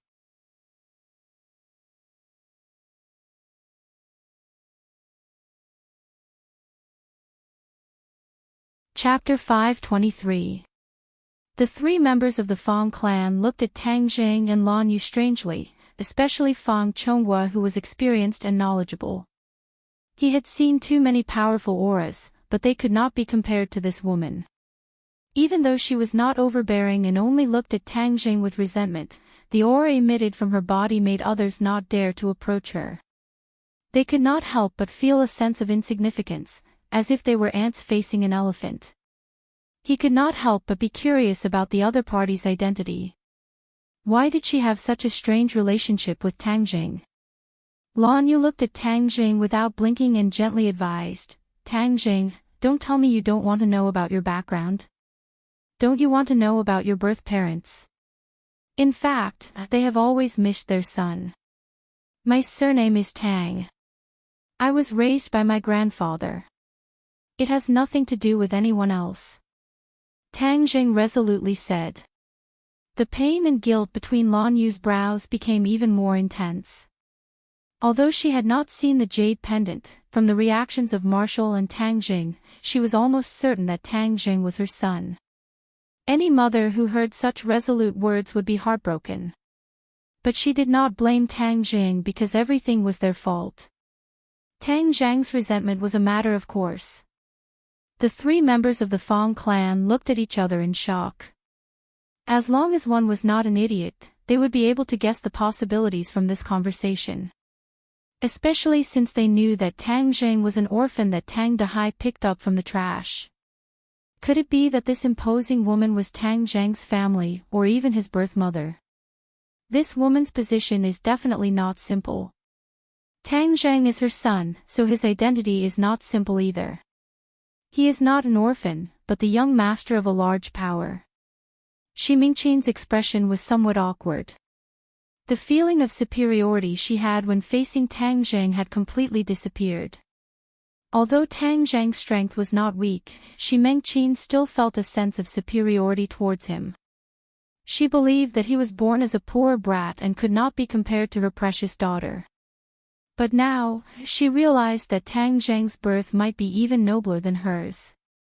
She could not help but feel all sorts of feelings welling up in her heart. Fang Chonghua didn't have such power, but he couldn't help but view Tang Zheng in a new light.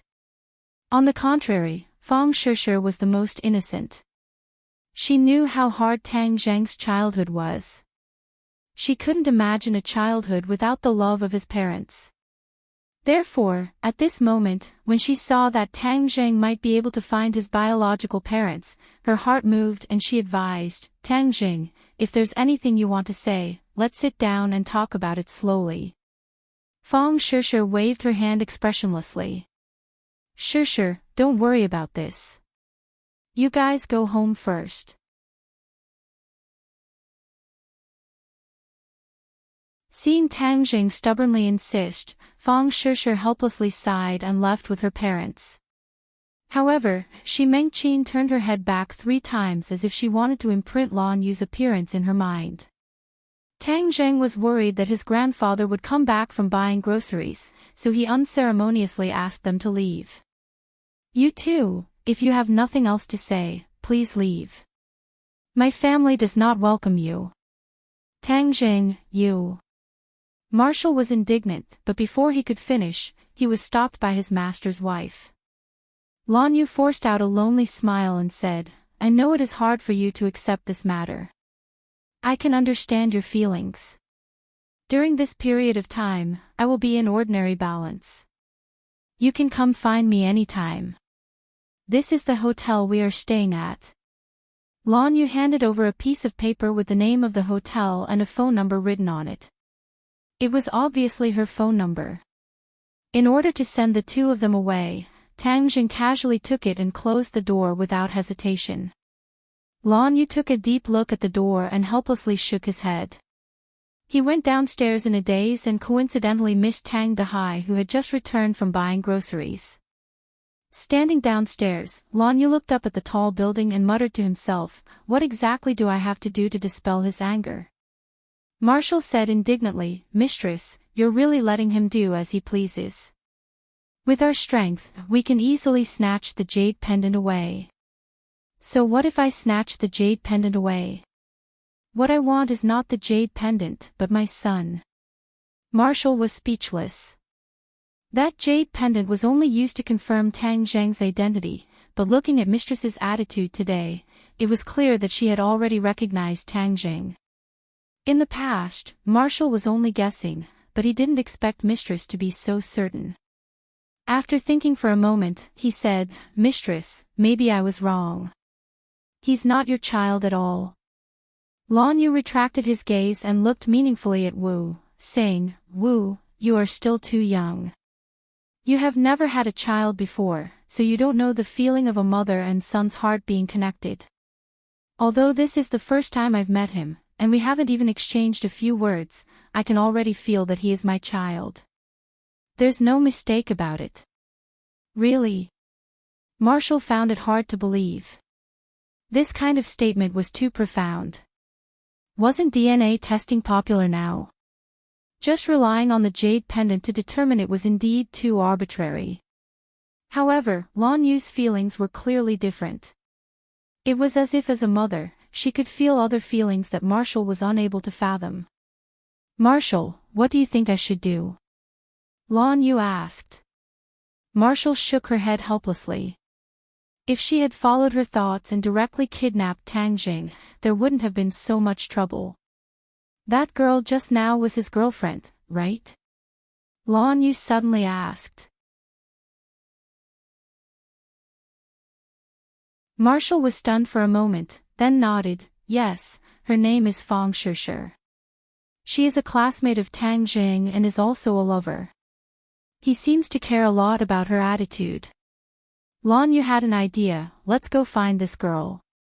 Not long after the three of them returned home, Lan Yu knocked on the Fong family's door. When Mengqin saw the two people at the door, she couldn't help but be stunned. After a while, she asked in bewilderment, "May I know what business do the two of you have?" Lan Yu revealed a smile. This smile seemed to be able to melt the ice and snow of winter, causing people to feel as if they were bathed in a spring breeze. "I'm looking for Fong Shishir," Lan Yu said gently. Mengqin looked at the other party in astonishment, not knowing what the other party was up to. If it was a normal person, she would have already chased them away, but facing Lan Yu, she couldn't muster up the courage to chase her away. Like a defeated general, she helplessly welcomed the other party into the room. When Fong Chonghua and Fong Shishir saw the two of them, they couldn't hide their surprise and politely invited them to take a seat. Fong Chonghua carefully asked, "What business do the two of you have with my daughter?" "I want to ask her to advise Tang Zheng." Lan Yu went straight to the point. "Advise him on what?" Fong Chonghua asked knowingly, wanting to confirm his guess. Lan Yu took a deep breath and prepared to reveal the truth. Since she was asking for help, if she didn't tell the truth, it would be more troublesome and have the opposite effect. "I am Tang Zheng's birth mother. That year, after giving birth to him, due to some external factors, he was abandoned. It was only recently that I found out that he was still alive in this world, so I immediately rushed over to meet him. However, his misunderstanding of me is too deep, so I want to ask Fong Shishir to help persuade him and let us mother and son acknowledge each other." The three of them from the Fong family all stared with their eyes wide open. Even though their guess was confirmed, the three of them were still shocked. Tang Zheng's true identity was actually not simple. This was something they never would have thought of. Mengqin's expression was embarrassed and somewhat unnatural. Of course, her pride and superiority didn't exist, causing her to be at a loss for what to do. Fong Shishir, on the other hand, was much simpler as she said, "Ever since I met Tang Zheng, he has never mentioned his birth parents. Ever since he was young, he and his grandfather relied on each other for survival. In the past, he suffered quite a bit. When he was in school, he was bullied by his classmates and teachers. Because of this, he learned to be strong and protect his family and loved ones. He simply doesn't care about his own identity. For someone like you to suddenly barge into his life, it is indeed very difficult for you to succeed."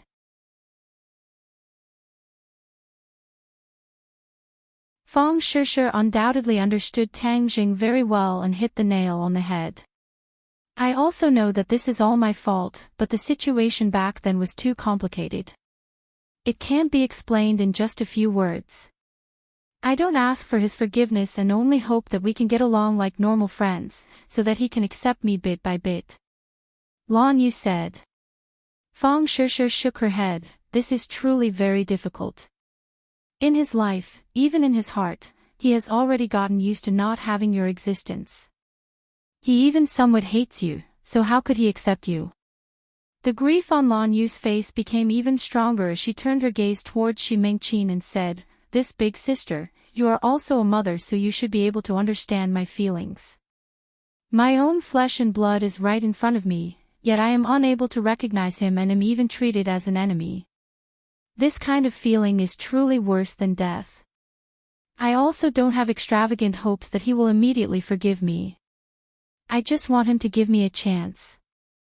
Seeing the high and mighty Lan Yu speaking so humbly, Mengqin did not feel pleased but instead nodded in fear and trepidation. A mother and child are connected by heart. This kind of feeling, how could us mothers not understand, AI?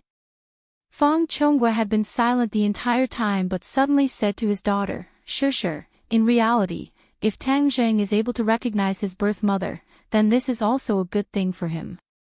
Perhaps it will be difficult for him to accept it, but in the end, parents are still parents. Dad, although I understand this reasoning, this matter may not necessarily make sense," Fong Shishir said. "Is there really no hope for me?" Lan Yu was in a daze. Marshall had never seen her master's wife like this before and felt extremely pained. She really wanted to fiercely beat Tang Jing up, but right now, she was not Tang Zheng's opponent, so she could only think about it. Fang Shishir pondered for a moment and said, "If there really is a glimmer of hope, then there is only one person who can do it." Who? His grandfather. He and his grandfather depend on each other for survival. Grandfather is the most important person in his life and he listens to his grandfather the most.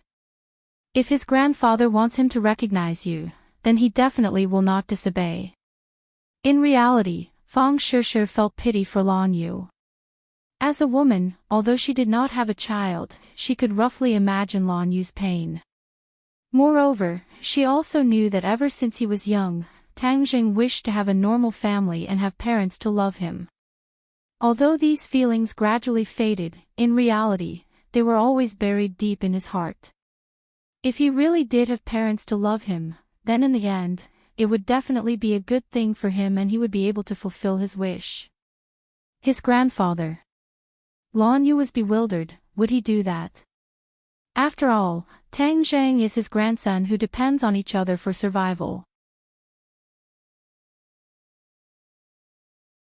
Would he let others take him away?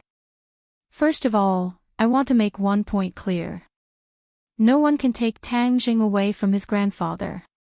Grandfather's position in his heart is unique. But grandfather is truly a kind-hearted person. He definitely wants to see Tang Jing reunite with his family. Fang Shishir said.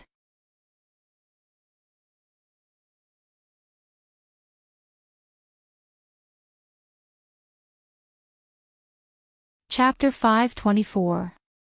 After Tang Jing sent Lan Yu and Wu away, his grandfather went home. The old man also complained about why Tang Jing did not keep the guests for dinner. Tang Jing explained a few words, had breakfast, and was ready to go out. The old man was also a restless character. During his absence, the recycle bin almost stagnated, and his old companion's income sharply decreased. He was very worried, so he was ready to go to the recycle bin. Tang Jing asked Wu and Gue Qiansui to protect his grandfather, so there was a strange scene on the street. A big turtle with a small dog-like animal lying on its back followed an old man through the streets. Many people were amazed. They had seen people walking dogs and cats, but this was the first time they saw people walking a turtle. Fortunately, the old man's heart was a lot stronger than before. He did not care about the strange eyes around him, and quickly walked to the recycle bin. Gue Qinsui's speed was not slow, and followed step by step. Xiao Bai was still a fat boy, lying on Gue Qinsui's back without moving. For Xiao Bai's change, Tang Jing could not figure it out. This little guy was not like other demon beasts that could speak. What changes would there be? He could only wait and see. Ling Er followed Tang Jing closely, which attracted a lot of people's attention. When the two came to an office building, many white-collar workers frequently glanced at Ling Er. However, Ling Er only had Tang Jing in her heart, and did not care about others. This made these white-collar workers, who claimed to be experts in picking up girls, feel frustrated. Pushing open the door of an office, the fierce discussion in the room came to an abrupt end. They all turned to look at Tang Jing. "Young Master Tang." Several people shouted in unison. Tang Jing nodded to several people. Lin Hu and Fire Phoenix's eyebrows were full of excitement. These two old brothers and sisters had experienced a lot of storms, but at this moment they could not help but feel excited. This was because Tang Jing had already said that they were going to play a big game this time, so that those rascals would not dare to provoke them easily. In the past, Tang Jing was considered a tycoon, but the situation he created was too small. It was no wonder that others ignored him. Even if he relied on selling life-continuing pills to earn billions or even tens of billions of gold coins, he still couldn't compare to the influence of the several great families. Because the money was all in his wallet, it didn't have much use. This was a principle that Tang Jing had recently comprehended. Xing Feng had done all kinds of evil, but why didn't he dare to go to war with the other families? That was because the other families had too many properties and too many implications. This was not just because the big families were rich, but because their businesses were closely related to too many ordinary people. There were people from these families in all aspects of the country, and many people's lives were affected by these families. It was like a large factory with millions of workers. Would the country dare to touch this factory? Of course not, because once they did, it would cause problems in the lives of hundreds of people. This was an unstable factor, and could even cause the situation to become unstable. This was a consequence that Xing Feng could not bear. But to deal with Tang Jing, there was no need to worry about this. He was only in the corner of ordinary balance. Moreover, he was inextricably linked to the underworld. To deal with him, it could even be justified in the name of fighting against the underworld. Tang Jing had to turn this situation around. The only way was to make his business bigger and stronger, and kidnap more people onto his ship. Whether it was the current Xing Feng or the others in the future, no one would dare to act rashly. This was influence. When Tang Jing told them this idea, Mu Hongyan was very impressed. Because this was what the big families did. For example, although the Chu family no longer had a pillar of support, it was still a big family that was difficult for ordinary people to reach. The country still would not make a move against this family. Although it was foreseeable that the Chu family would go downhill, he could still maintain his position in the short term, although his influence in front of other families would weaken a lot. After experiencing so many things, Tang Jing finally understood the essence of it.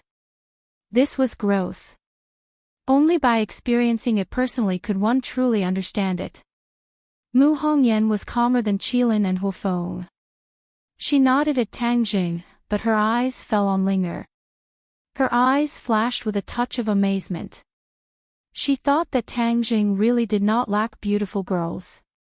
Who was this? Lin Hu and Huofeng also saw Linger.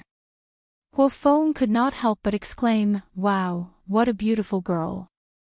Tang Jing smiled and said, "Her name is Linger." Lin Hu looked meaningfully at Tang Jing.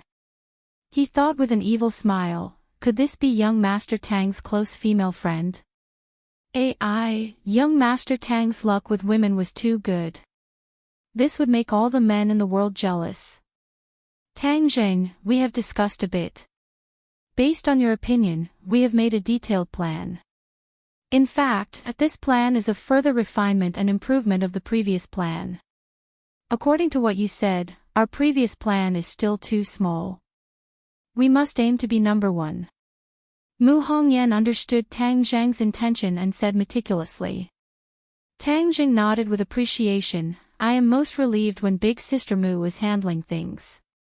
Although we have encountered the biggest crisis not long ago, the phoenix will shine brighter after its nirvana. Our business empire is the same. Then what if the dragon group people come to make trouble? In the next few days, I will take care of this matter and completely eliminate the annoying flies from the dragon group. Tang Jing said in high spirits. The others did not doubt whether he could do it or not. This was because they had absolute confidence in Tang Jing.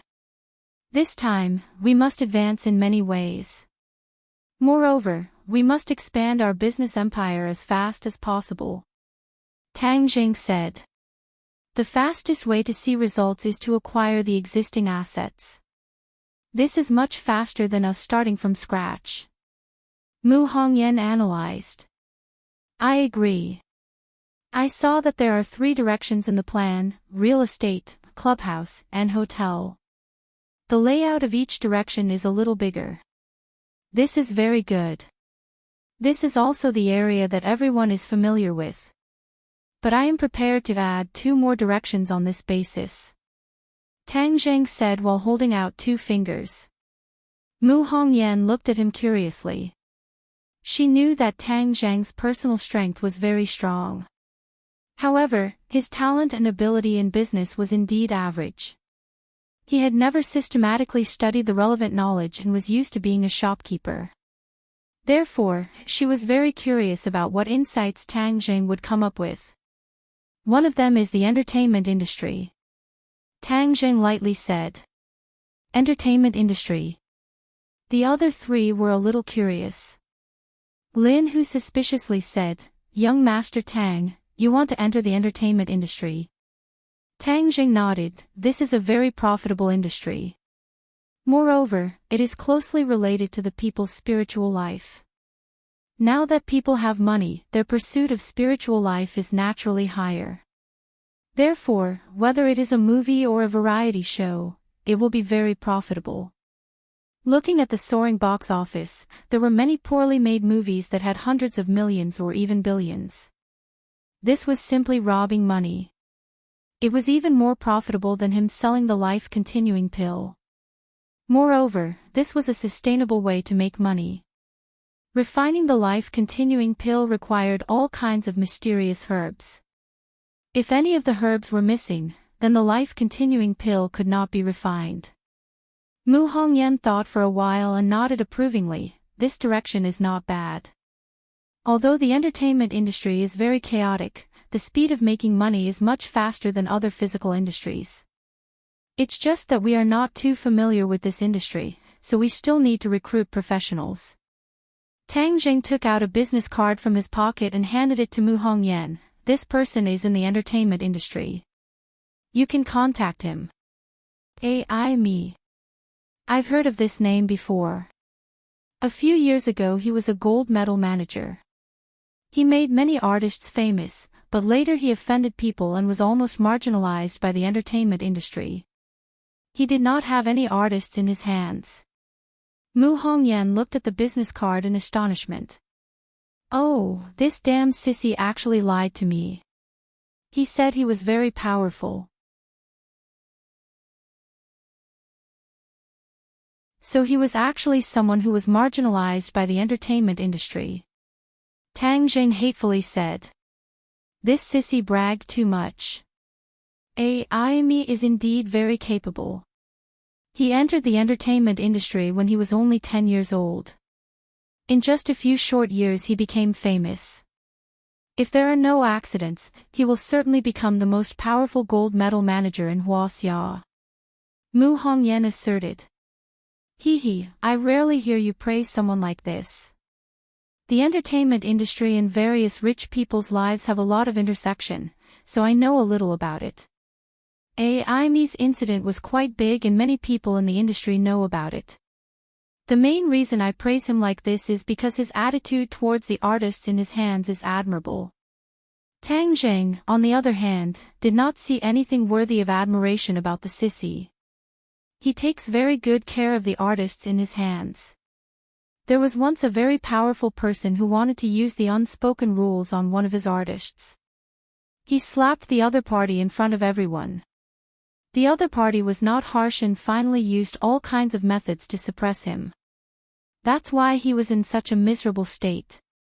Hey, you really can't judge a book by its cover. I didn't expect this sissy to be so manly. Tang Jing was quite surprised. After all, the entertainment industry was in a mess. Many stars were just high-class prostitutes. As long as you have money and power, sleeping with others is a common occurrence. This is also the reason why there have been so many scandals in the entertainment industry in recent years. Me actually went against the trend. This really requires extraordinary courage. If that's the case, then I really did pick up a treasure. Let's dig him up. Tang Jing made his decision. In fact, the reason he chose to enter the entertainment industry was because of Ling. Since she wants to sing and be a star, then let her be. If she signs with other companies she will definitely be wronged. Then I'll make my own company and play according to my own rules.